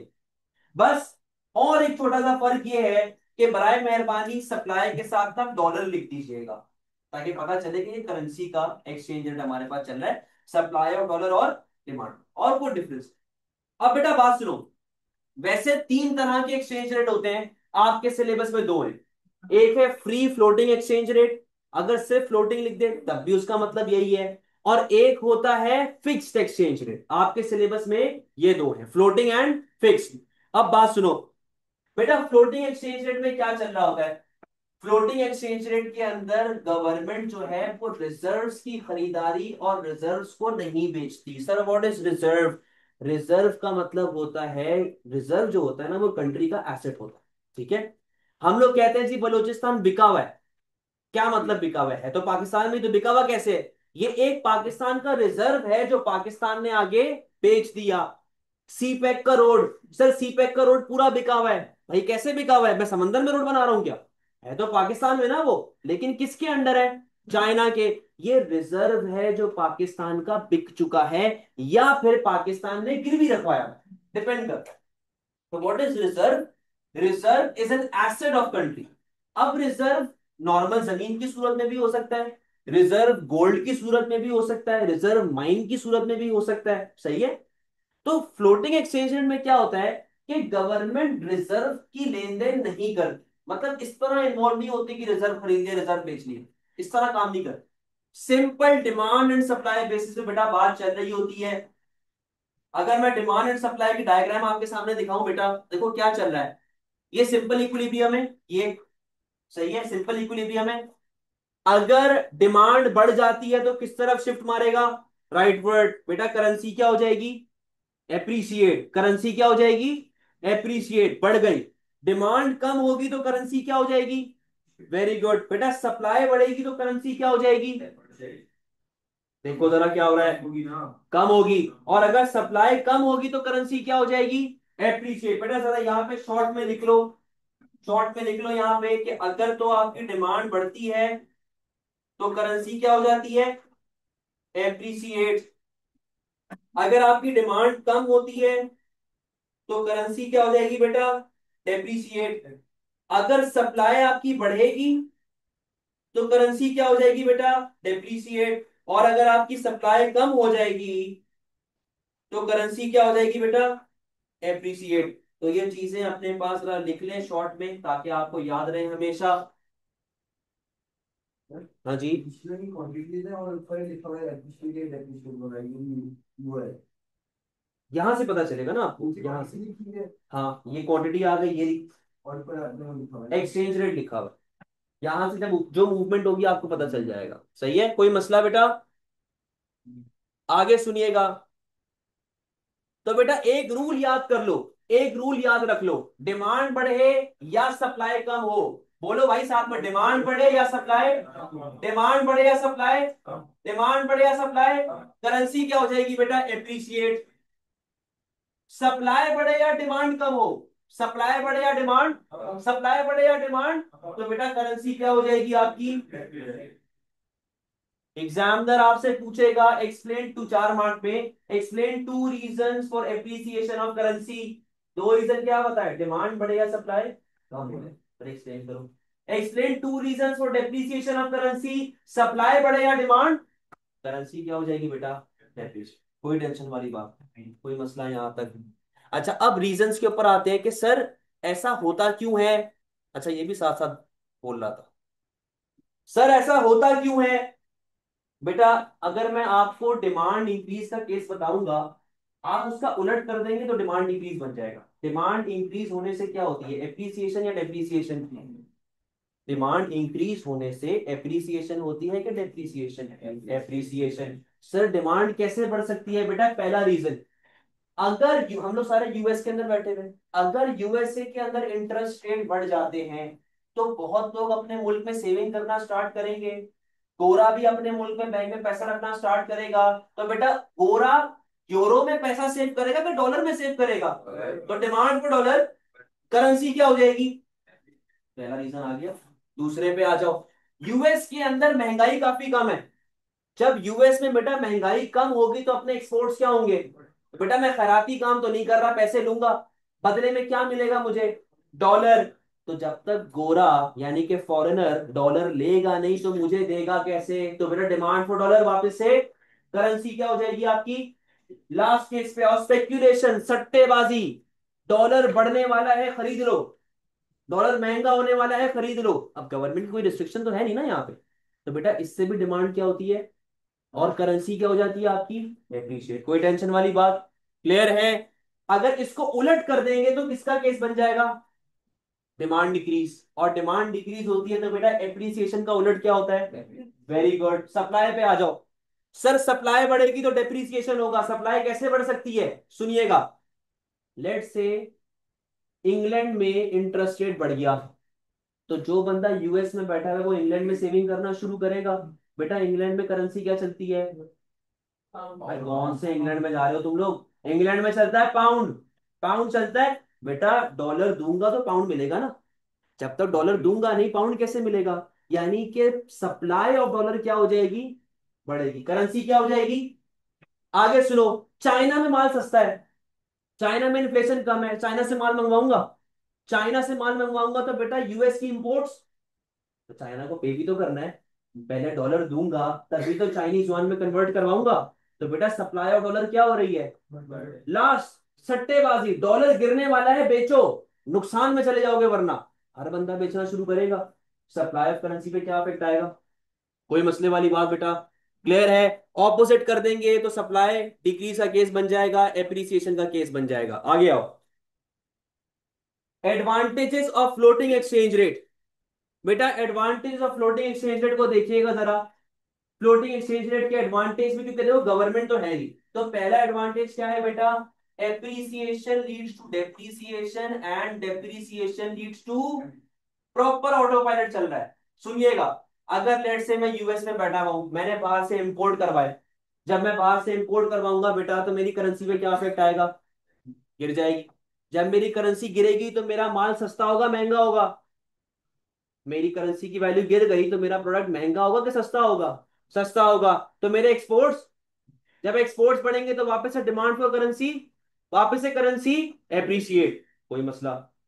अपने आप को खुद सॉल्व करता है मामला। दूसरा, बेटा गवर्नमेंट का मैंने आपको रिजर्व वाला गेम सिखाया था अभी। फ्लोटिंग एक्सचेंज रेट में there is no need to buy और sell reserves. There is no need to intervene through reserves. समझ गए हैं बात को बेटा? अगर हम लोग ड्रॉबैक की बात करें, सट्टेबाजी, स्पेक्यूलेशन, अनसर्टेनिटी, कभी भी बढ़ सकता है कभी भी कम हो सकता है, कोई फिक्स है ही नहीं मामला। मामला आपके उल्टे सीधे हो सकते हैं। थ्रेट ज्यादा होता है, रिस्क ज्यादा होता है। तो बेटा ये प्रॉब्लम्स हैं जो आपके लिए मसले क्रिएट कर सकती हैं इन फ्लोटिंग एक्सचेंज रेट। समझ गए बेटा बात को? क्लियर है पूरी कहानी? अब फिक्स पे आ जाओ। बेटा फिक्स एक्सचेंज रेट में क्या होता है? फिक्स के अंदर गवर्नमेंट ने एक लिमिट लगाई हुई होती है। फिक्स्ड एक्सचेंज रेट में गवर्नमेंट ने एक लिमिट लगाई हुई होती है। गवर्नमेंट कहता है कि भाई बेटा मैनेज फ्लोटिंग यूज होता है, वो आपके सिलेबस में नहीं है। हमारे पास गवर्नमेंट ने एक लिमिट लगाई हुई होती है। कहता है कि भाई ना इस लेवल से नीचे आएगा और ना ही इस लेवल से ऊपर जाएगा। यानी कि लेट से 50 रुपया इज इक्वल्स टू $1, यहाँ पे फंसा दिया। ना ऊपर जाएगा ना नीचे आएगा। सही है? अब गवर्नमेंट इसको मेंटेन कैसे करती है?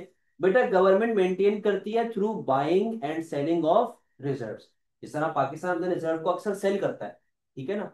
भाई अगर पाकिस्तान के पास पैसा होता, पाकिस्तान चाइना के पास गया, बोला कि भाई तुम्हारा ये समंदर मुझे बड़ा पसंद है, मुझे दे दो। इस बार क्या कर रहा है पाकिस्तान? बाय कर रहा है। समझे बात को? तो एक चीज को जरा समझना। बेटा अगर आपकी कंट्री रिजर्व को बाय करती है, अगर आपकी कंट्री जो है वो रिजर्व को बाय कर रही है, यानी कि पाकिस्तान चाइना गया, चलो हम लोग यूएस है ना, यूएसए लेट से रिजर्व बाय कर रहा है, चाइना गया बोला कि भाई तुम्हारा समंदर बड़ा प्यारा है मुझे बेच दो, तो बेटा मैं चाइना को पे करूंगा कि चाइना से पेमेंट लूंगा? पे करूंगा ना। और पे करने के लिए किस में कन्वर्ट करवाना पड़ेगा? युआन में, चाइनीज युआन में। डॉलर दूंगा तभी तो पे कर पाऊंगा। तो बेटा जब भी कंट्री रिजर्व बाय करती है तो उससे किस पे अफेक्ट आता है? समझ गए बात को?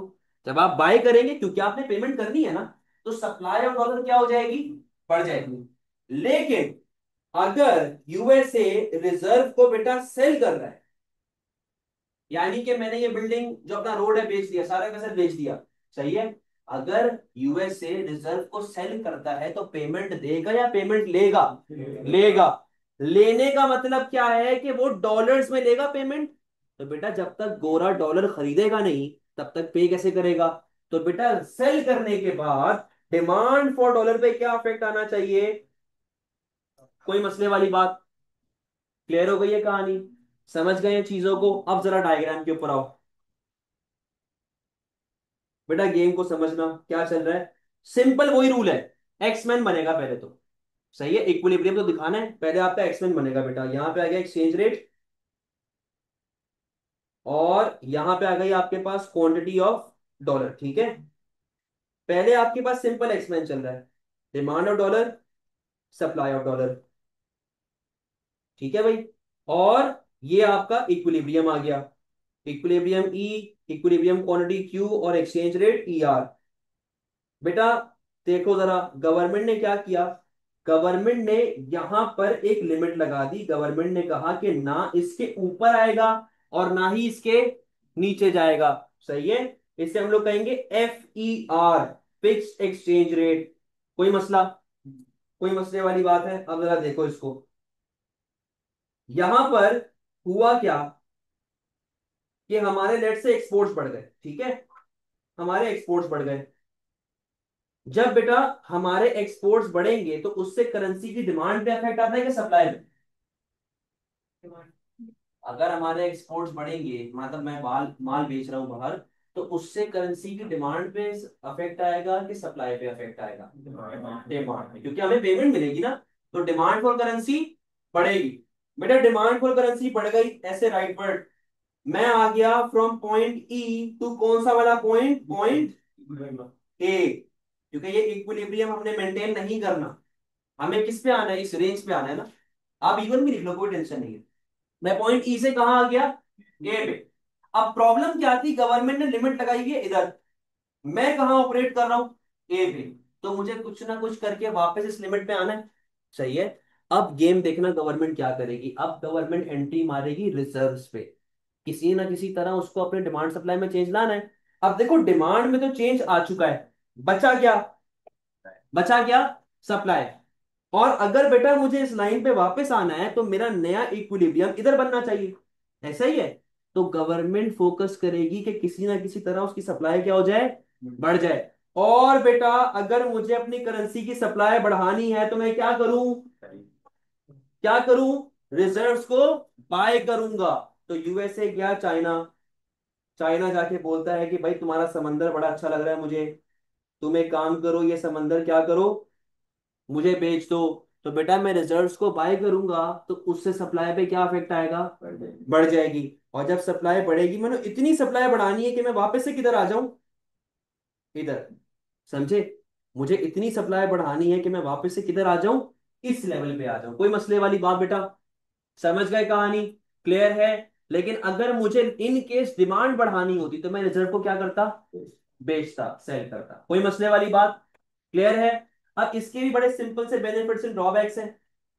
कुछ भी नहीं है बेटा, जब एक एक लेवल पे आके आप फिक्स हुए हुए हो ना, तो आपके पास सर्टेनिटी रहती है, आपके पास सट्टेबाजी का कोई एलिमेंट नहीं होता, आपके पास रिस्क फैक्टर कोई नहीं होता। बट द प्रॉब्लम है कि अगर आपको आज 10 रुपए रिटर्न मिल रहा है, अगले 10 साल बाद भी 10 रुपया मिलेगा, तो कोई फायदा है आपके लिए?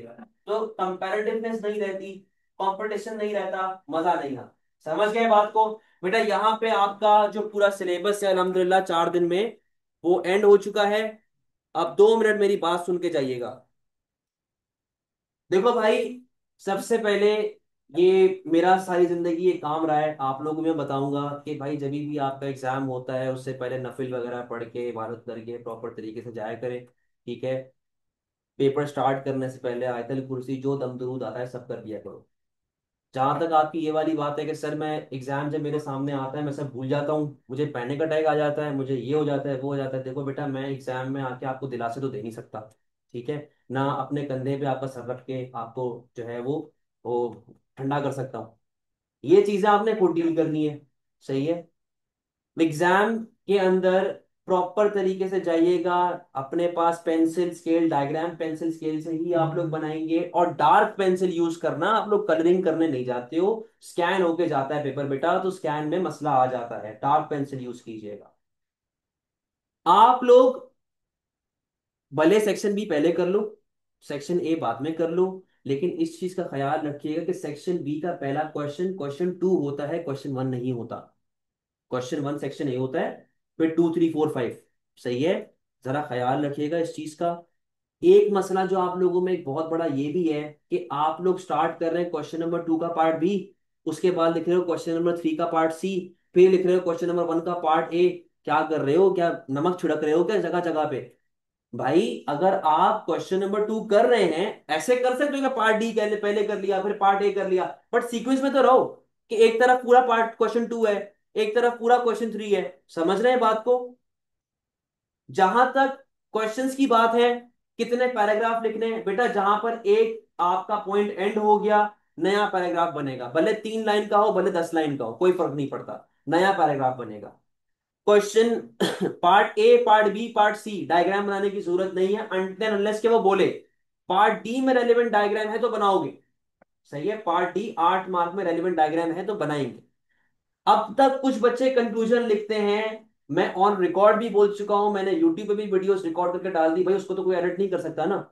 इंस्टाग्राम पे डाल दी, हर जगह डाल दी। आपके सिलेबस में इकोनॉमिक्स में कंक्लूजन नहीं होता, नहीं लिखना होता आपने कंक्लूजन। 8 मार्क हो 80 मार्क हो, समझ गए बात को? कंक्लूजन आप नहीं लिखेंगे। टाइम मैनेजमेंट बेटा, 1.25 घंटे का पेपर है। सही है। 1.25 घंटे का पेपर है। आप लोग देंगे 35 minutes each in section B. तीनों सवालों को 35 35 35 मिनट दोगे पे 1 घंटा 45 मिनट हो गया। आधा घंटा आप देंगे सेक्शन ए को। जहां आपकी 35 मिनट पे सुई गई, छोड़ दो, बंद कर दो, अगले क्वेश्चन पे चले। स्पेस छोड़ देना थोड़ी सी, ताकि जब आपके पास अगर टाइम इन केस आगे मिल जाए तो उसको कंप्लीट कर लेना। एक ही सवाल पे फंसे रहोगे बेटा, आप खुद सोचो ना, आप 8 मार्कर लिख रहे हो। सही है। 3 बेनिफिट 3 ड्रॉबैक, आपने 4 पॉइंट्स लिख दिए, तो आपको तकरीबन 5 6 मार्क तो मिल ही जाएंगे ना। आप 2 नंबर लेने के लिए 20 मार्क का क्वेश्चन सेक्रीफाइस कर देते हो। जरा मैथमेटिकली जरा कैलकुलेशन करो इस चीज कि सिर्फ 2 नंबरों के लिए आप लोग 20 नंबर की ऐसी तैसी कर देते हो। तो बेटा इन चीजों को जरा समझो, टाइम मैनेजमेंट करो। पास पेपर्स जो हैं वो मैंने अपलोड भी किए हुए हैं, आप लोगों को भी करवाए हुए भी हैं, आंसर्स भी लिखे हुए हैं। इनके ऊपर फोकस करें, डायग्राम से फोकस करें। एक सबसे बड़ा मसला जो ये आप लोग हो इनमें क्या है कि आप लोग ड्यूअल शिफ्ट बहुत दिखाते हो। जब बेटा ड्यूअल शिफ्ट कब आता है? जब वो दो बातें बोले। सही है। यानी कि टैक्सेस बढ़ गए और इनकम बढ़ गई, दो बातें हो गई, ड्यूअल शिफ्ट आएगा। लेकिन अगर वो सिर्फ ये बोलता है कि भाई इनकम बढ़ी है, ड्यूअल शिफ्ट नहीं आएगा। सिर्फ कॉस्ट ऑफ प्रोडक्शन बढ़ी है, ड्यूअल शिफ्ट नहीं आएगा। एक चीज पे कभी भी ड्यूअल शिफ्ट नहीं आता। और आप लोग हर चीज में जीडीपी घुसा देते हो। बेटा सवाल के नेचर को समझो कि माइक्रो का सवाल है कि मैक्रो का। अगर वो आपसे बोलते हैं जी मार्केट इक्विलिब्रियम के बारे में बताएं, अगर आपकी इनकम बढ़ जाती है तो क्या नीचे क्वांटिटी आएगी कि जीडीपी आएगा? क्वांटिटी। बेटा माइक्रो का क्वेश्चन है, माइक्रो का सिलेबस। समझते हैं बात को? पीपीसी को गौर से पढ़िएगा। आप लोग अभी तक मूवमेंट में और शिफ्ट में जो है पंगे कर रहे हो कि अनएम्प्लॉयमेंट कम होने से शिफ्ट आता है कि मूवमेंट आती है। सही है। 2025 फेब मार्च का पेपर मैं करवाऊंगा, आप लोगों को लिंक भेजूंगा, आप लोगों ने ऑनलाइन ज्वाइन करना है। फेब मार्च 2025 आप लोगों ने करना है मेरे साथ बैठ के जी। कुछ मैं करवाऊंगा अभी जल्दी इंशाल्लाह। दूसरा भाई, फोकस करें, मेहनत करें, इंशाल्लाह ये स्टार आप सबका आ जाएगा। जा सकते हैं बेटा, अल्लाह हाफिज। बेटा 3 पैराग्राफ लिख दें जी। कैलकुलेटर अलाउड है एग्जाम में, लेके जाना कैलकुलेटर। चले बेटा, अल्लाह हाफिज। ये डिस्टिंक्शन वाला कौन बोला? अल्लाह हाफिज। बेटा ये एक ही तरह आ सकती है, एग्जामिनर की आंखों में तेजाब डाल दो आप, उसको नजर कुछ आएगा नहीं, तो डिस्टिंक्शन